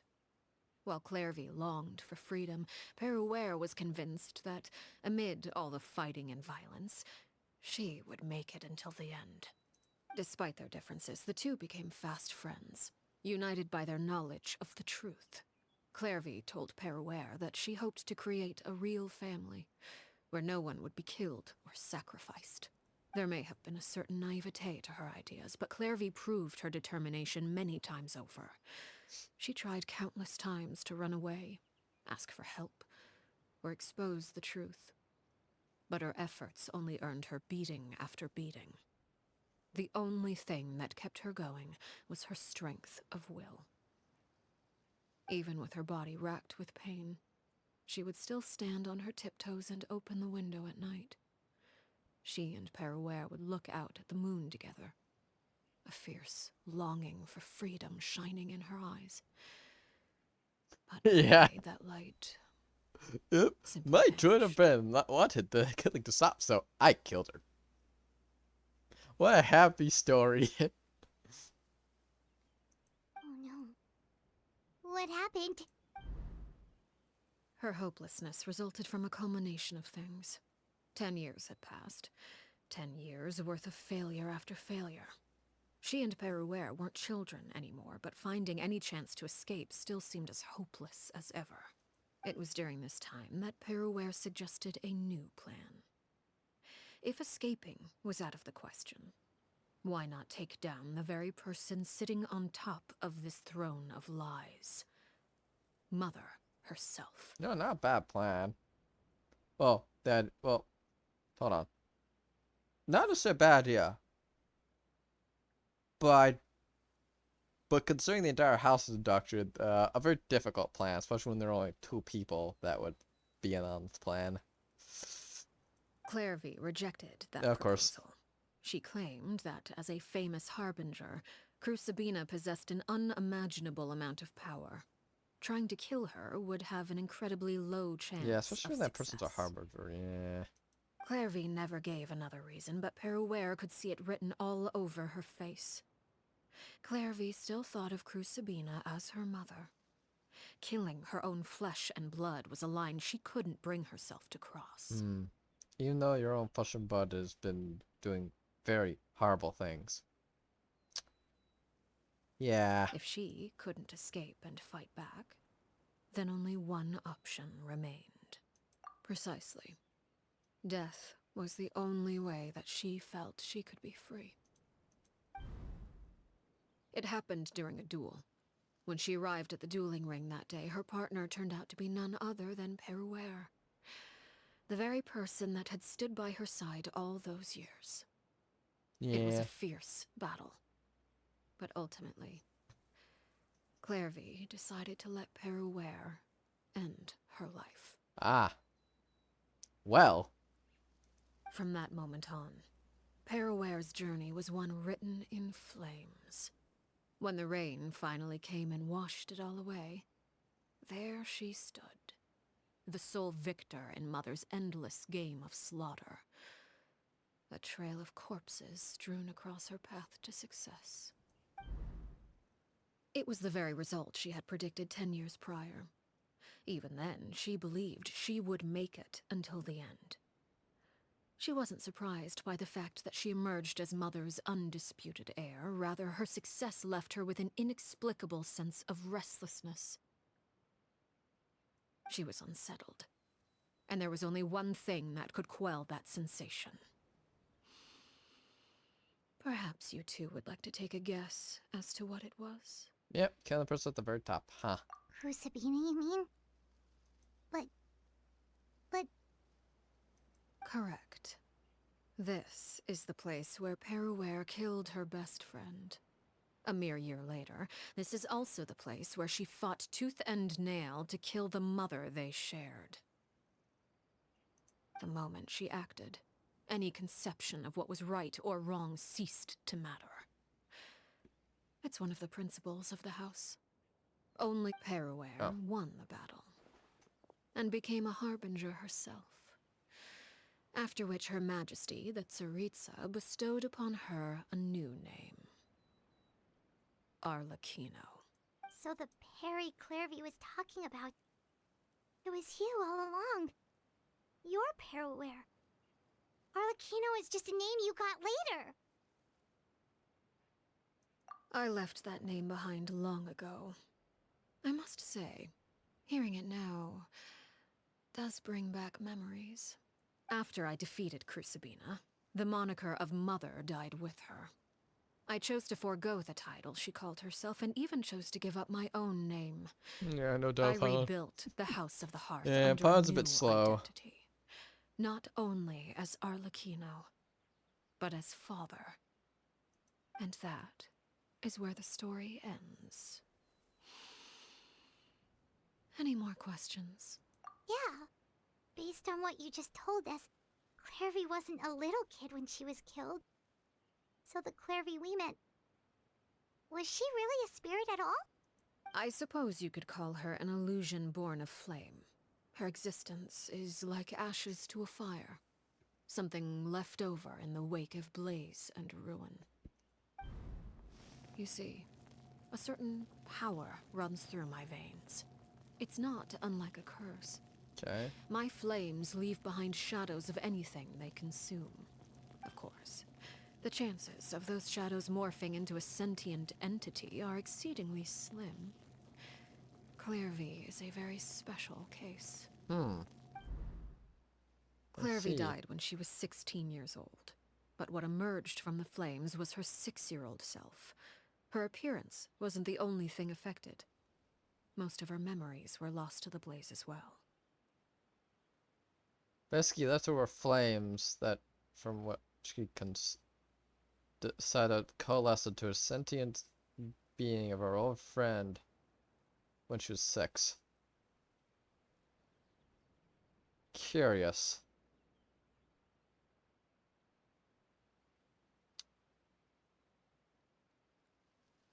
Okay. Memory is a mysterious thing indeed. Losing a portion of your memories will That's very, alter like, your children. sense of self.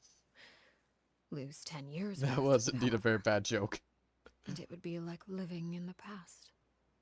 Like returning to a version of yourself that never grew up.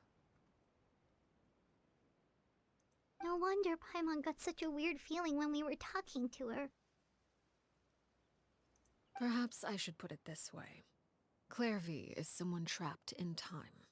It may seem like she exists with us in the present, but she truly lives in the confines of her own past. So if all of that is true, then you must have known about Clairvy for a long time. Indeed. She's a rather volatile and unstable entity.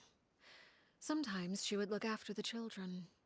She's even saved some of their lives. But other times, she would hide from me and become obsessed with revealing the truth about the house to anyone who will listen. Shadows don't have the capacity to learn or grow. Any new information they encounter is quickly forgotten over time. Your attempts to expose Clairvy to sunlight. They failed, yes? The reason is actually quite simple. In Clairvy's mind, the house is impossible to escape. And it is this very perception that traps her there. Yeah, I figured that was the reason why it didn't work. But no matter. All I have to do is kill her again, and all will be resolved. I don't anticipate so much as a single speck of ash will be left behind this time. Wait! Paimon can understand why you might want her gone, but so what if she's trapped in her 6-year-old self? She's still your friend! At least talk to her first! It's too late for that. She broke the rules, and now she must be punished. That goes for Filial and Nantoy as well. She's had quite the effect on them. I hope you understand. The difference between Crucibina and myself lies in our formulation of the rules, not our policy for enforcing them. Upholding the rules without question is a trait we both share, because that is how a household should be run. I heavily disagree with that. I disagree with your last part about pulling the rules without question. Yeah, I don't agree with that. Wait, was that a sigh or what? Did I just hear a breath out of Traveler? My goodness. Yeah, that was a breath. I'm like, bro, did I just hear a breath come out of Traveler? There's no way. He got more. He got more alliance. My goodness. Is this really what you want to do? He speaks.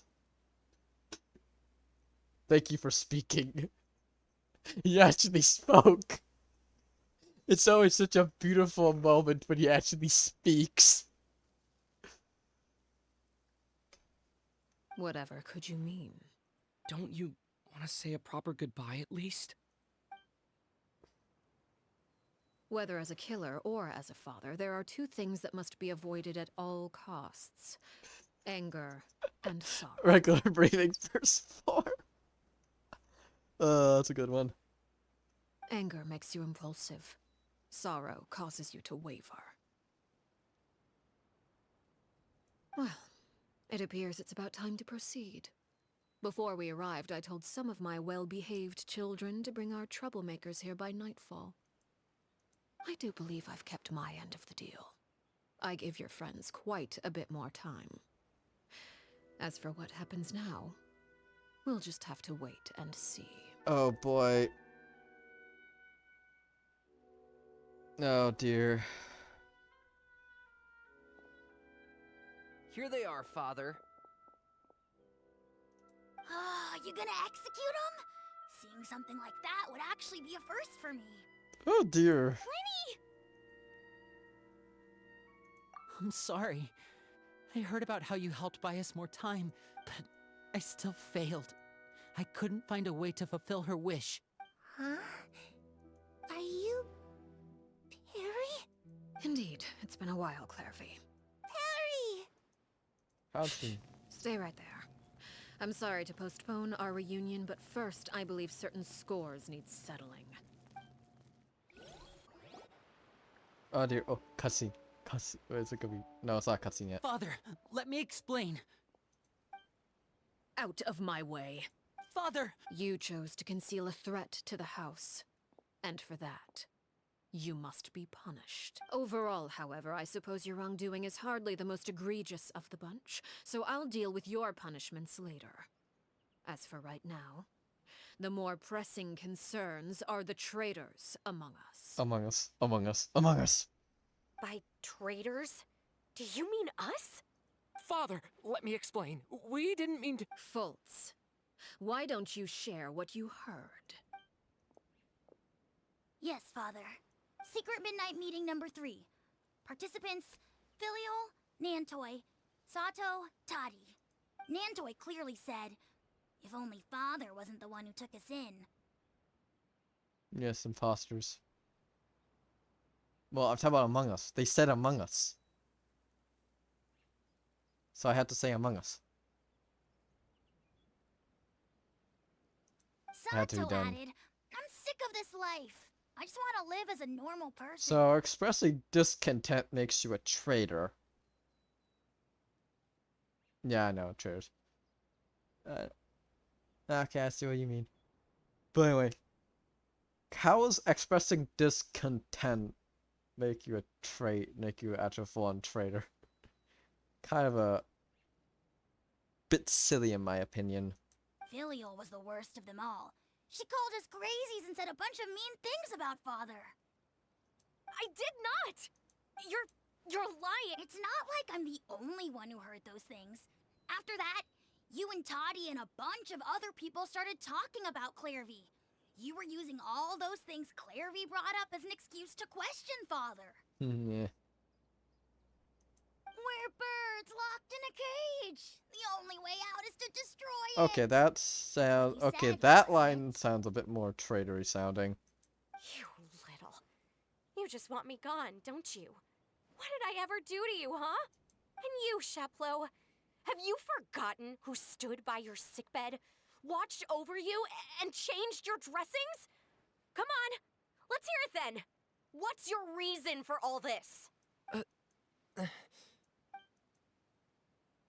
You're wrong, Filial. We don't want you to die. You're our family. Liar. You wouldn't be doing this if that were the case. So why? Yeah, paid Why have tattletale. you backed us into a corner? We all live in the House of the Hearth. You know the type of work we do, Filial. A single betrayal can cost dozens of us our lives. It's not like it's never happened before. That kind of thing is hard to forget. That's why the House of the Hearth cannot tolerate any form of betrayal. Ever since we came to Poisson, you've had 7 secret meetings. A lot of the things you talked about really crossed the line. You've been spying on us for half a month? Wait a second. Now that I think about it, the move to Poisson was just a way to make it easier to spy on us, wasn't it? Because we were all in one place. You've had this planned all along. Filial, Nantoy, I owe you both my life. I owe Clairvy too. If it weren't for all your help after I got poisoned, I wouldn't be standing here today. If this were any other situation, I would do anything to repay that kindness, even if it cost me my life. But rules are rules. I'm sorry. My hands are tied. Who knows? Why? That's enough, Filial. We made a mistake. I'm sorry, Chapleau. Fultz. I'm sorry, Father. We... Chapleau, according to the rules of the House of the Hearth, how should these traitors be punished? All those who betray the house pay with their lives. And so it shall be. She's actually gonna execute them, huh? Father, please wait! Lenny. Something you want to say, Linny? Please reconsider, Father. What Filial and the others did, does it really count as betrayal? Most of it? Not really. We all come from broken families. From the very first day we joined the House of the Hearth, we wanted nothing more than to make it a real home. But the truth is, none of us know what a real home should look like. I'm not saying I have all the answers. All I know is this. Killing Filial and the others may uphold the rules, but doing so will only bring us further away from being a real family than we've ever been. So please, Father, please, reconsider. I agree with Linny. Father, please. Linny. I also agree with Linny. An order once given cannot be rescinded. However, given the extent of your determination, I suppose we shall have to go about this a different way. I needed the gavel. Draw your weapons and face me. Fight back is precisely what they're gonna be doing. Our weapons? Father, are you referring to a duel? Precisely. The rules of the house will not be altered. Traitors must be punished. However, resolving disputes with a duel is also one of our rules, one that also applies to me. Demonstrate a sufficient showing of strength, and I shall offer a concession.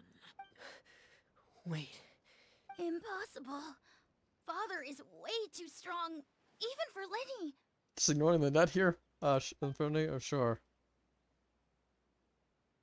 Yep.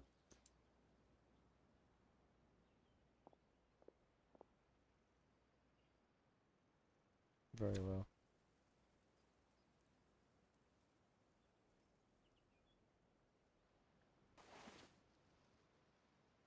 It's time.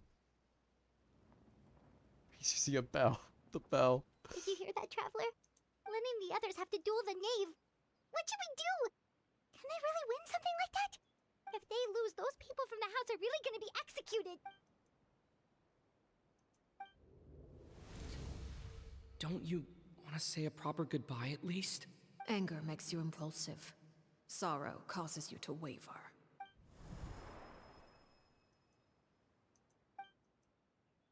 Oh. Looking at that expression on her face, she seems really serious about this. Guess that means there's no chance she's throwing the duel on purpose, huh? Man, the breathing form flash. My goodness. We're really having fun with this, huh? You're really having fun with those lines, aren't you?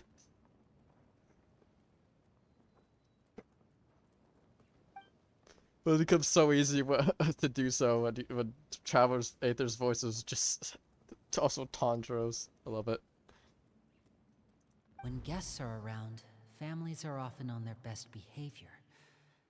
And any disputes are less Oh, likely there's your memory breathing again. When the time comes, make the choice that you deem most appropriate in the situation, and lend your help to the House of the Hearth.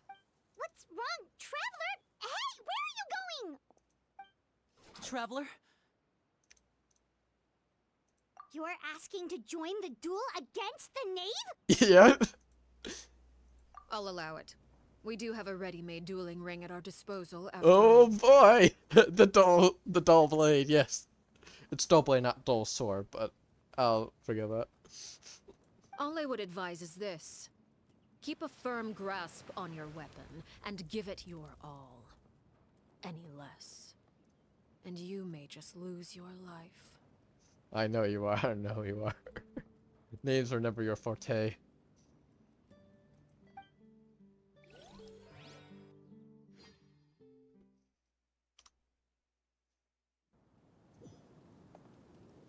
Boss fight time, boss fight time. There is no escape. Is it my turn now? This may hurt a little. Oh, wait. This is a new menu. Continue challenge or difficulty elite domain. Now that's more like it. Is there any way I can modify the volume from Watch here? out for Father's movement!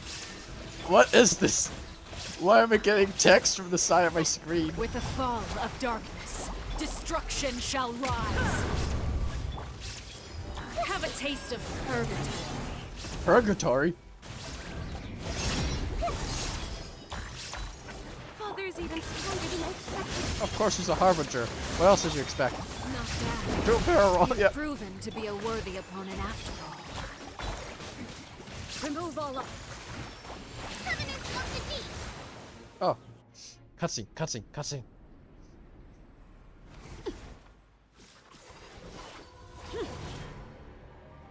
Oh, it's time.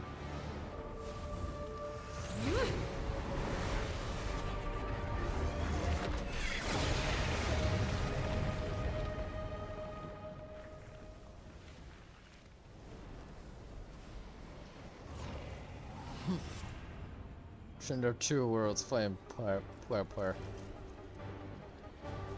Yeah, that's hardly fair. Where are the others? Oh, ow! I was distracted. My blade is all that remains. How dare you do that? Now I have to get my bird back. Oh.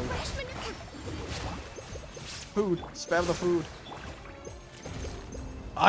You can't beat me. I have the power of chicken.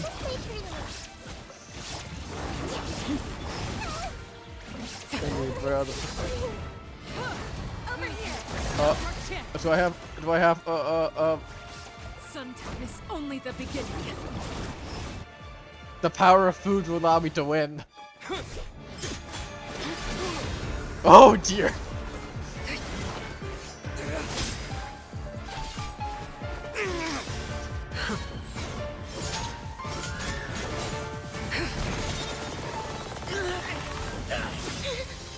He's blocking the scythe.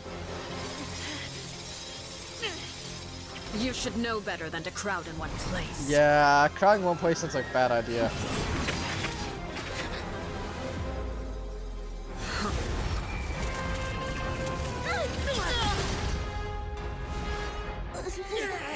Oh, I know. He did the card tricks. I'm sorry, Father! I don't think you're gonna hit. I think she's gonna take the... Yep, I knew it. I knew that was gonna work. Sorry for what? This pitiful excuse for an attack.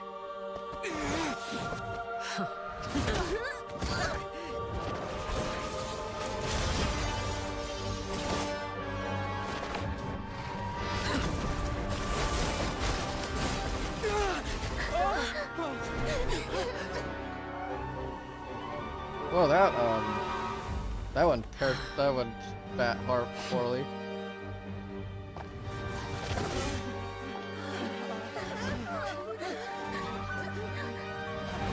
Father, no!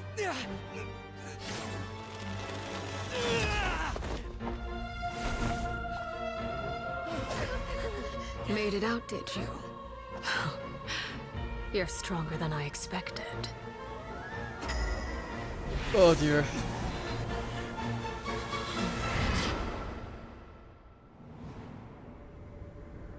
I don't know why they do. Crimson Moon? What the heck am I? Oh! I can't move.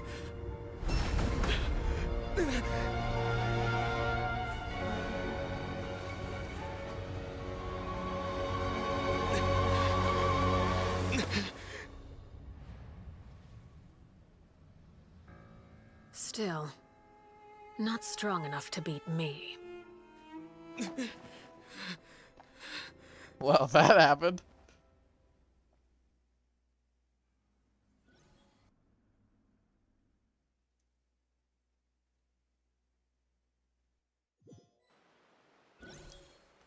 Well, that happened.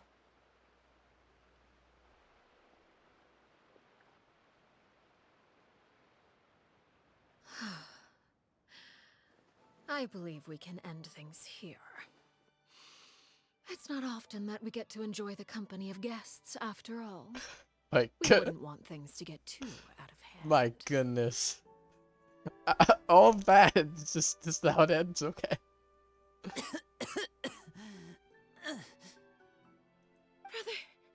are you all right? I think he's okay. Lily, given that I am the victor of this duel, as agreed, the punishment stands. No!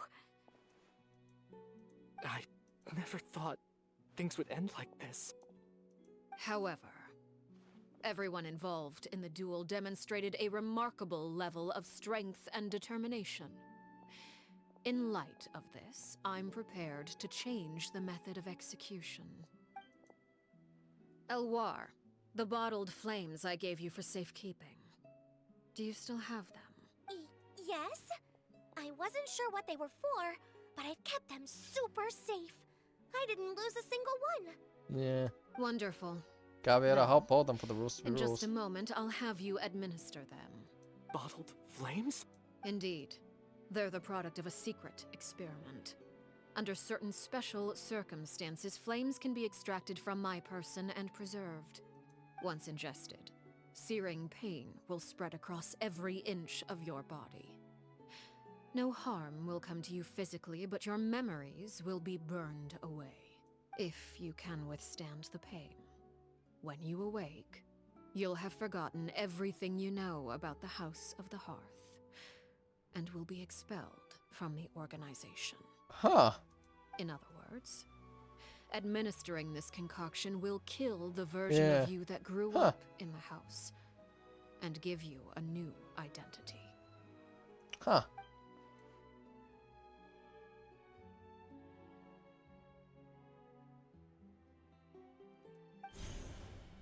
Memory is a mysterious thing indeed.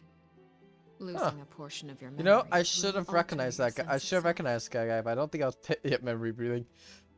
But I should have recognized that guy from the picture of the people on who are on the execution list. Huh.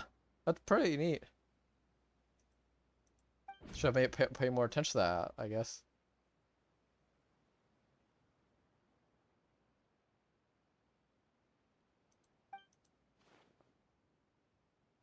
So, you're just letting us go, Father? You misunderstand. Memories are extremely important. Once consumed by flame, the version of you standing before me will die, and our secrets will die with you. So no, I don't intend to just let you go, because the person who survives will be nothing but a stranger. I see. Oh, I see.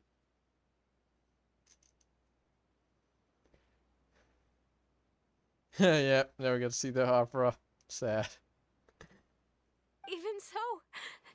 Even so, I won't have to live in fear anymore. I'm sorry, Father. I'm sorry I let you down. But I really... Don't cry. You haven't left the house yet, so there are still rules to be followed, yes? Remember what I taught you. Anger makes you impulsive, sorrow causes you to waver.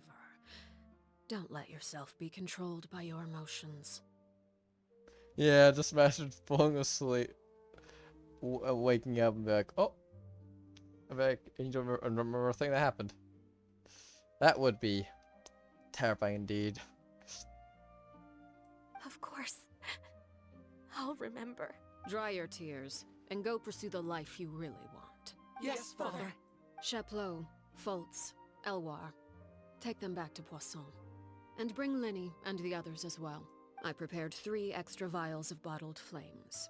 As for whether to take them, the choice is yours. Goodbye, children. The next time we meet, I will no longer be your father. Thank you for all you've done for the house. I hope you have bright futures ahead of you.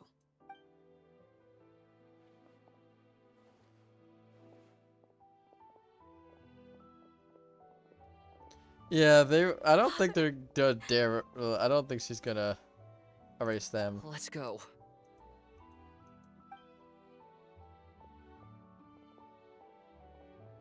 Here, grab my arm, Linny. I'll help you walk back. Thank you.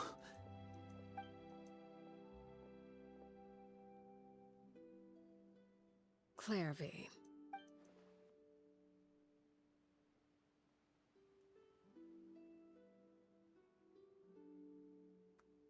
Yeah, Clary's just there.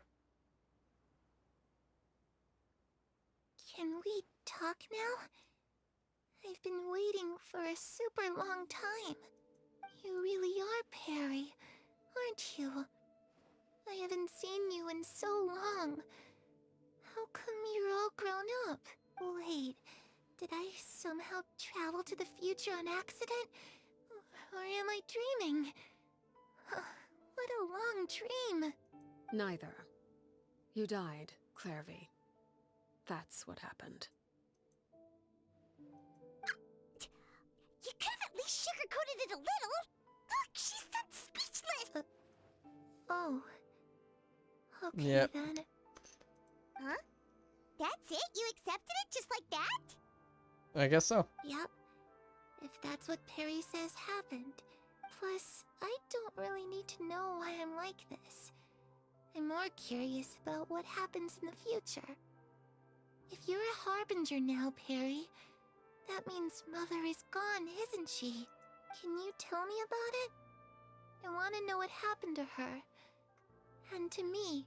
You never stopped trying to defy fate. At first, no one believed you. You could only vent your frustrations to the moon. In fact, you often sought comfort in the night sky. You wanted to see the aurora, so one night we promised each other we would go to Snezhnaya to see it together. Later on, you tried to run away, but you were brought back each time. Mother spared your life, but it wasn't out of kindness. Instead, she decided to make an example of you by slowly torturing you over time. That way, the other children would know what happens to traitors. Yikes. Still, you never gave up. Mother hoped that through ruthless duel after ruthless duel, she would be able to crown an ultimate victor among the children she raised. But you called on everyone to unite, to fight to a draw in order to reduce casualties. Your efforts may have only delayed the inevitable, but still. You gave them hope. You tried everything you could think of, but every attempt ended in failure. Still, you never turned your sword on Crucibina, and you never turned it on me. On that gloomy day, you told me, for the last 16 years of my life, I've done everything I can to fight for freedom. But now, I realize that the only freedom I truly possess is the freedom to choose to die. I never imagined I would say something like that. I must have been feeling really worn down. Yeah. But somehow, I still think I understand. According to Mother's plan, only one of us was going to make it until the end. And I always hoped that person would be you. If I could do it all over again, I still don't think I would make a different choice. Even when I first met you, I knew you'd be able to do what I couldn't. Is that so? Even now, I'm not sure I truly understand what kind of freedom you were trying to pursue. But as the head of the House of the Hearth and as the children's father, I've tried to give them the most basic of freedoms. The freedom to choose their own fate. It's something I discussed with the Eudex of Fontaine. The children who want to leave the house will have their So memories that's what they're wiped clean discussing. of all secrets pertaining That's what to she's the discussing about. organization. In return, they will be allowed to live a normal life in Fontaine without being prosecuted for their past. Of course, I won't simply hand freedom to them on a silver platter. They have to fight for it and prove themselves worthy of it. Only freedom that is earned has true value. That's more than enough. That's exactly the kind of life I was fighting for. You know, Perry, I think you're a pretty amazing king, and a really great father, too. I'm really happy that you're the one who took over the house. I guess I do have one regret, though. I still haven't seen the outside you are king, world. yep. Well, it just so happens that our dear guests over here have been to many nations and traveled to countless places. Perhaps they would be willing to tell you what the outside world is like. Really? Of course! We've traveled all over the place. We've got so many stories, we could probably talk your ears off for 3 days straight! Oh dear. That's how long it would take.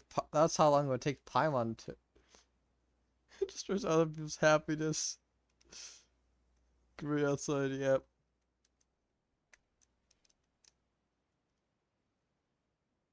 What shot? I was always too afraid to skip Mother's fighting lessons, but at the academia, I bet you could do all sorts of secret things in class. Things that have nothing to do with studying. Studying. I'm just kidding. Being able to study whatever you want without having to fear for your life actually sounds pretty great. Outside world's cruel little Clairvy. Okay, just tell her about every nation we've been to. God, just ruin never yet. God, just kidding, never. That's where Mora comes from. Yep. I never knew that before. The great Jewel Lord If love I to had print some out. Mora, I would buy 3 new dresses. One for me, one for Perry, and one for Mother. Aw. It's just too bad Perry doesn't like wearing dresses.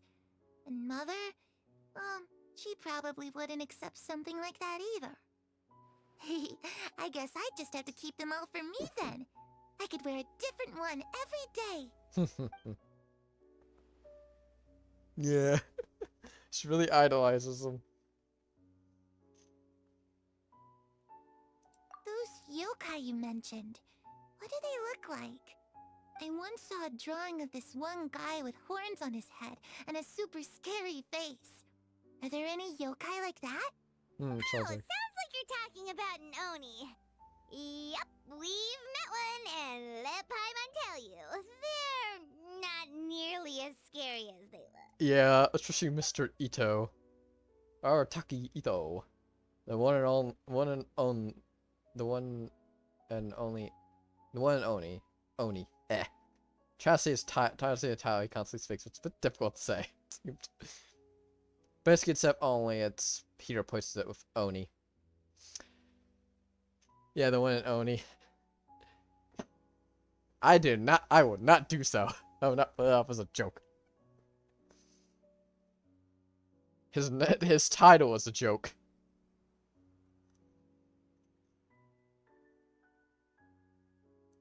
You know, You see, I don't need to play it off as a joke because his title's already a playing joke. the lute while singing into the winds of freedom. Even if there was no one there to listen, I would have continued to sing no matter what. Oni fans. Are you kidding me? The situation was super dangerous. Lenny and Lynette were accused of committing An a crime, Oni fan. and they were going to have to stand trial at the Opera Epicles. Oh no, that must have been hard for all I of saved you. them. What happened next? I saved because apparently I was a good Don't lawyer. worry, we were able to turn the situation around super quick. I was a good. all Are you kidding me? The mustache is back. Not the mustaches. That. Come on, tell me. She just appears on the. Okay, so it was like this. After the failed magic show, we rushed to the scene and... Paimon is being Paimon. Just brings the sunglasses and mustache out again.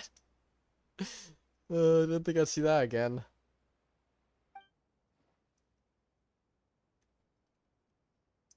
First the OnlyFans and then this.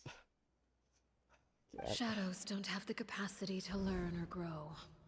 Any new information they encounter is quickly forgotten over time.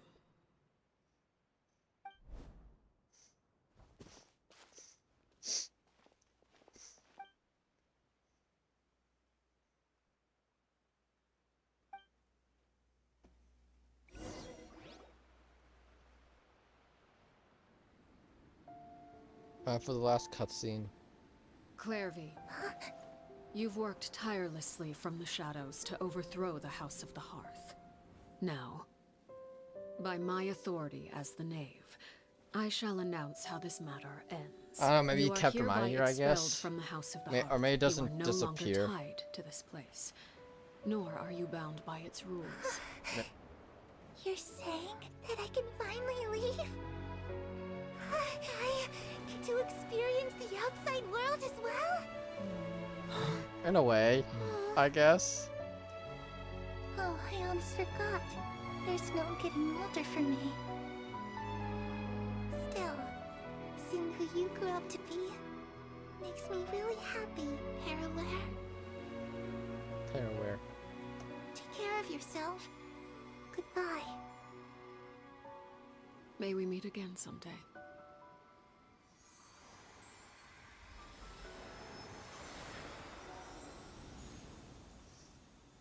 And there she goes. Into the ether. Clairvy. She left so soon. Paimon didn't even get to finish her story. She has finally vanished into the ether itself. I also have certain sentiments left unsaid. I wanted to tell her that the aurora I saw in Snezhnaya was just as beautiful as the ones in the pictures. But a shadow's memories reset at dawn. Had we delayed any longer, we wouldn't have had the time to say goodbye. Whatever regrets may linger, let them be lost to the coming of a new day. Yeah, Paimon took all the time. Father? It's Linny! Hey, Linny!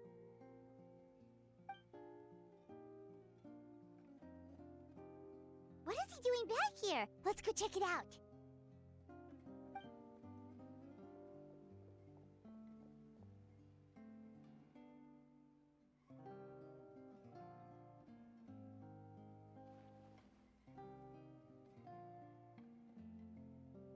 Father, the bottled flames have been administered. Filio and the others have left the house. And you? What have you decided? Thank you for giving us that choice, Father. But we never wanted to leave the house. It's the only home we've ever known. Lynette and Fremine feel the same way. They're recuperating back at the Hotel Bouffe d'été. But I decided to come back and tell you where we stood. I'm sure you're well aware of the expectations I have for you. I want you to follow in my footsteps and become the next king of the house. Yet you seem to have different ideas. I must admit, I'm rather surprised by your decision to stay. There's nothing wrong with choosing to live a quiet life. Leading this organization is a heavy responsibility. One not so easily carried by someone forced onto the throne. I just never understood what you saw in me. What made you believe I was deserving of that throne? You're brave, talented, and, most importantly, you cherish your family. You would do anything to protect them, even if it costs you your life. Yeah, family. Gosh, this reminds me of, what was the actor again who was always, who was got memed on with the whole, yeah, that's first guy. It's all thanks to Can't you remember that his we were name. able to convince Father to back down. He's like nothing stronger than family or whatever. You're a hero, Linny. Hero. Father is the real hero. Had Father gone all out during the duel, there's no way I would have walked away with my life. She must have had it all planned from the beginning, from the very moment she suggested a duel. I'm not deserving Oh, it's of Vin that Diesel. Vin Diesel. I'm not strong enough or smart Okay, the enough. guy was Vin Diesel. You're wrong. In my opinion, all you need to be deserving of the throne is conviction and the necessary strength to act on it. We may have different ideas of what it means to be a family, but you can hardly be said to lack conviction. What you truly lack is strength. For someone of your talent, though, that's something that will come with time. Even without that strength, you still chose to face me in a duel, even though the odds were stacked against you. That capacity to honor your convictions is what I truly see in you. Father. No one knows what the future holds, what tragedy or triumph may be in store. Being at the head of this organization requires the strength of will to face whatever comes. Caution will only hold you back. If reaching a certain standard were required to go after what you want, I would never have succeeded in killing my predecessor. Back then, there was still a considerable gap between our abilities. Strength may decide the ultimate victor, but those who let a lack of strength dictate their decisions or undermine their convictions will never be worthy of the throne. I understand, Father. Thank you.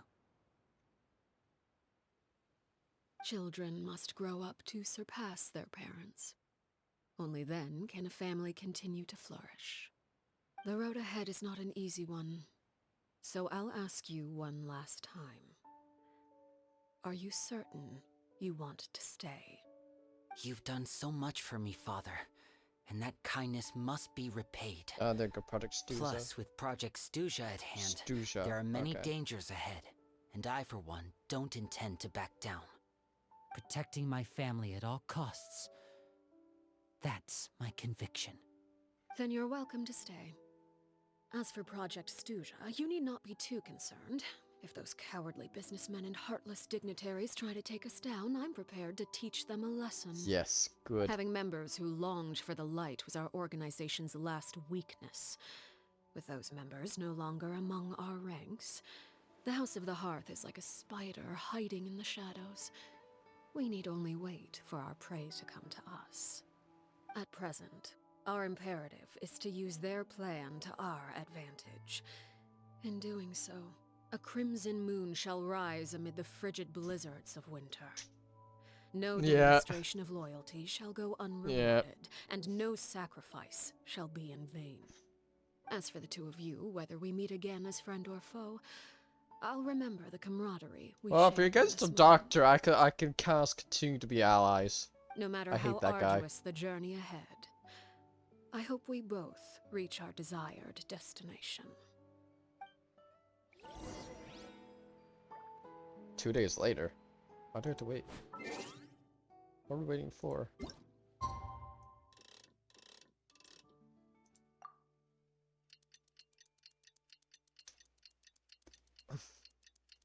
The boss is the boss like they're fighting against us. The boss is a playable character. That's what they might. Yeah, you're right. They'll probably do that type of thing to her. Because of course they will.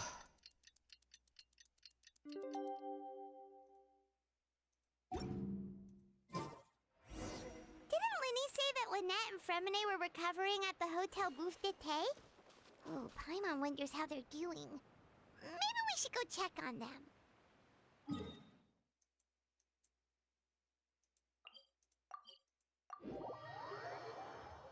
Maybe, I don't know. We'll have to see.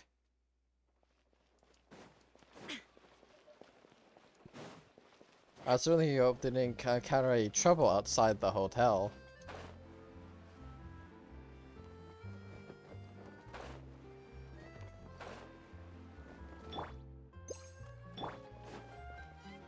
Hello, you two. Buying all the dessert. Yeah. Lynette, Fremine, how are you feeling? Much better. Whew, what a relief. What about you? Are you feeling alright? I knew you'd come out unscathed. Us, on the other hand, well, we've been bedridden for 2 days. I couldn't even turn over. Oh, and I wanted to ask, is Clairvy gone? Yes. Linny and the other members have left Poisson and returned to the House of the Hearth. According to him, there haven't been any more sightings of a spirit roaming the house. I see. I'm glad.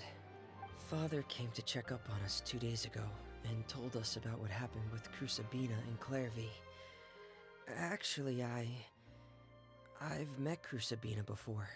Wait, what? You've met the former knave? I guess so. Crusabina died a year after Clairvy. It was during the year between their deaths that I joined the House of the Hearth. Ah, maybe. That would make sense. Crusabina had an extremely cruel and radical way of doing things. While she was alive, the atmosphere in the house was suffocating.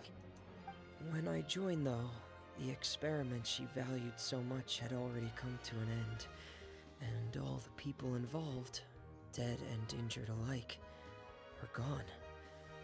Crusabina never talked about the past with us newcomers. A couple of months after I joined, Father killed Crusabina and burned all her files. With that, the names of all the people subjected to her experiments, Clairvy included, were lost to the flames, along with the painful memories they represented. Father took in Lenny and me a couple months after that, but she never mentioned anything about Crusabina or Clairvy. It really seems like something she was planning to keep to herself. The last time you talked to her, did she mention why she kept it a secret for so long? She said she didn't want us to be affected by the darkness of the past. She was worried we'd develop a false sense of gratitude towards her if we knew about it. Ah, I see. The foundation of a family should be free of any corrupting influence. Whatever happened in the past, it has nothing to do with who we are now. Okay. And that's what Father told us in the end. But I still thanked her for everything. It was only after hearing about what Crusabina did that I finally realized how insignificant our lives could have been. The members of the house meant nothing to her. To say that she valued them in any way, even just as a tool, would probably be giving her too much credit. If Father hadn't taken over the House of the Hearth... Father rarely brings up the fact that she saved us. She doesn't believe that being indebted to her should be what ties us together. But even if we didn't owe her anything, we would still choose to stay. Because this is our home. We may have arguments or times when we feel wronged.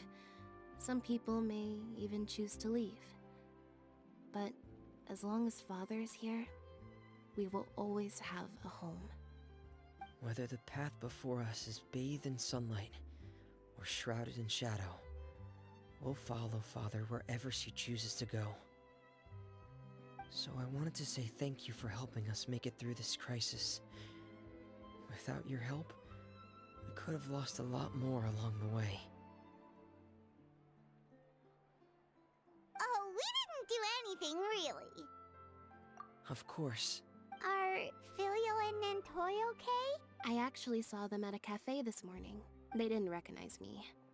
From what I could tell, they were drinking coffee and talking about one of the operas that started running recently. Oh. They seemed happy. If I had to take a guess, I would say they finally found the kind of life they Yep, always we wished got for. to see those operas. It's so nice.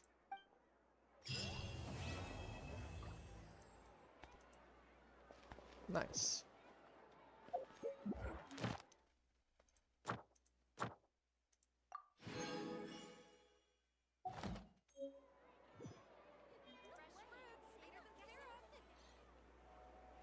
And that is the quest done.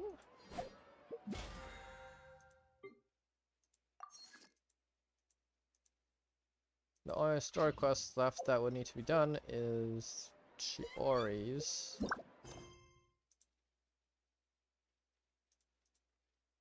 And that's it.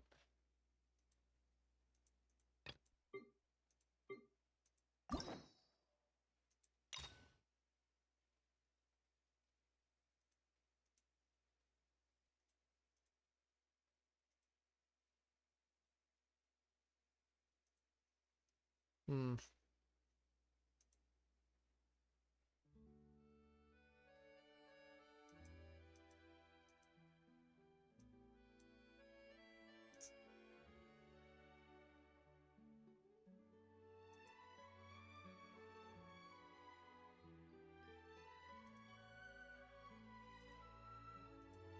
Claim that, and there we go.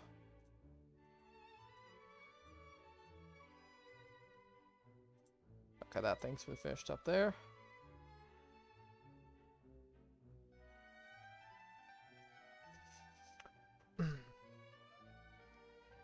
Chiori is the only one that remains.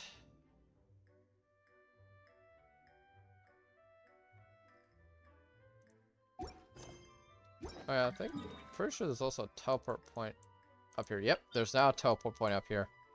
The new weekly boss. I can finally get these materials for my Arlecchino now, finally.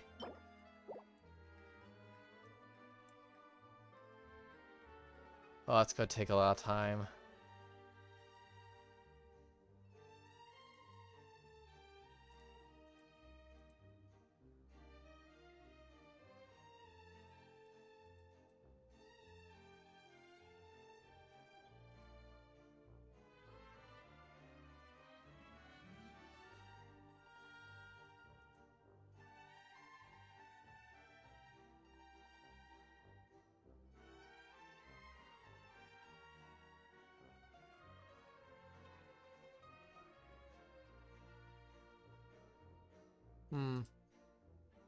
Being very weird, are you?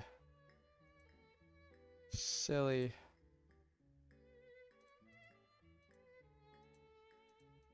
Dang, Twitch is not letting me claim drops, how dare. So mean.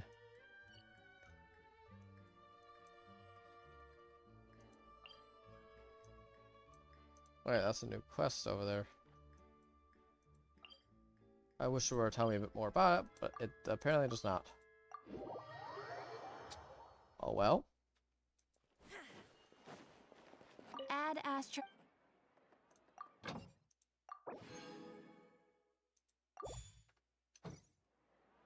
Add Astro. Now, Thank you for commissions. completing. There we go.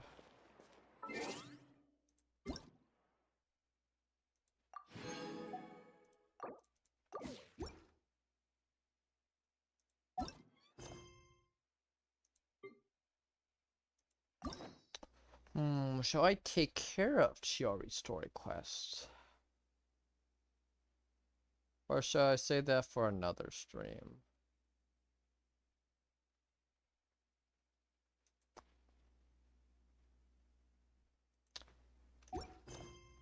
You know, I think I'll save that for another stream, I'd say.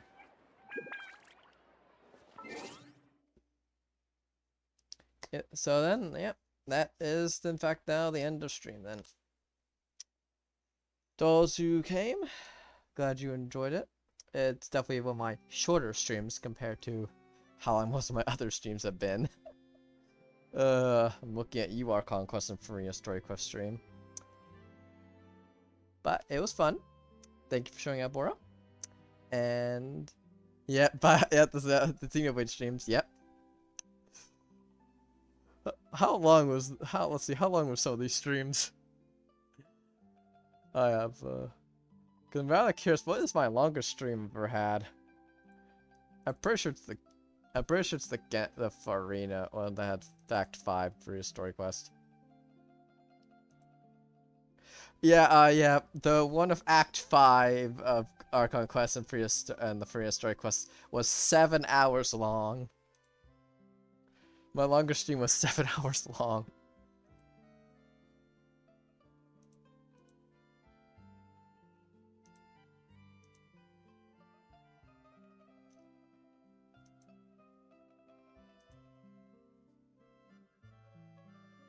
Wait, it was? Our final Scarlet Violet stream was 7 hours long, jeez.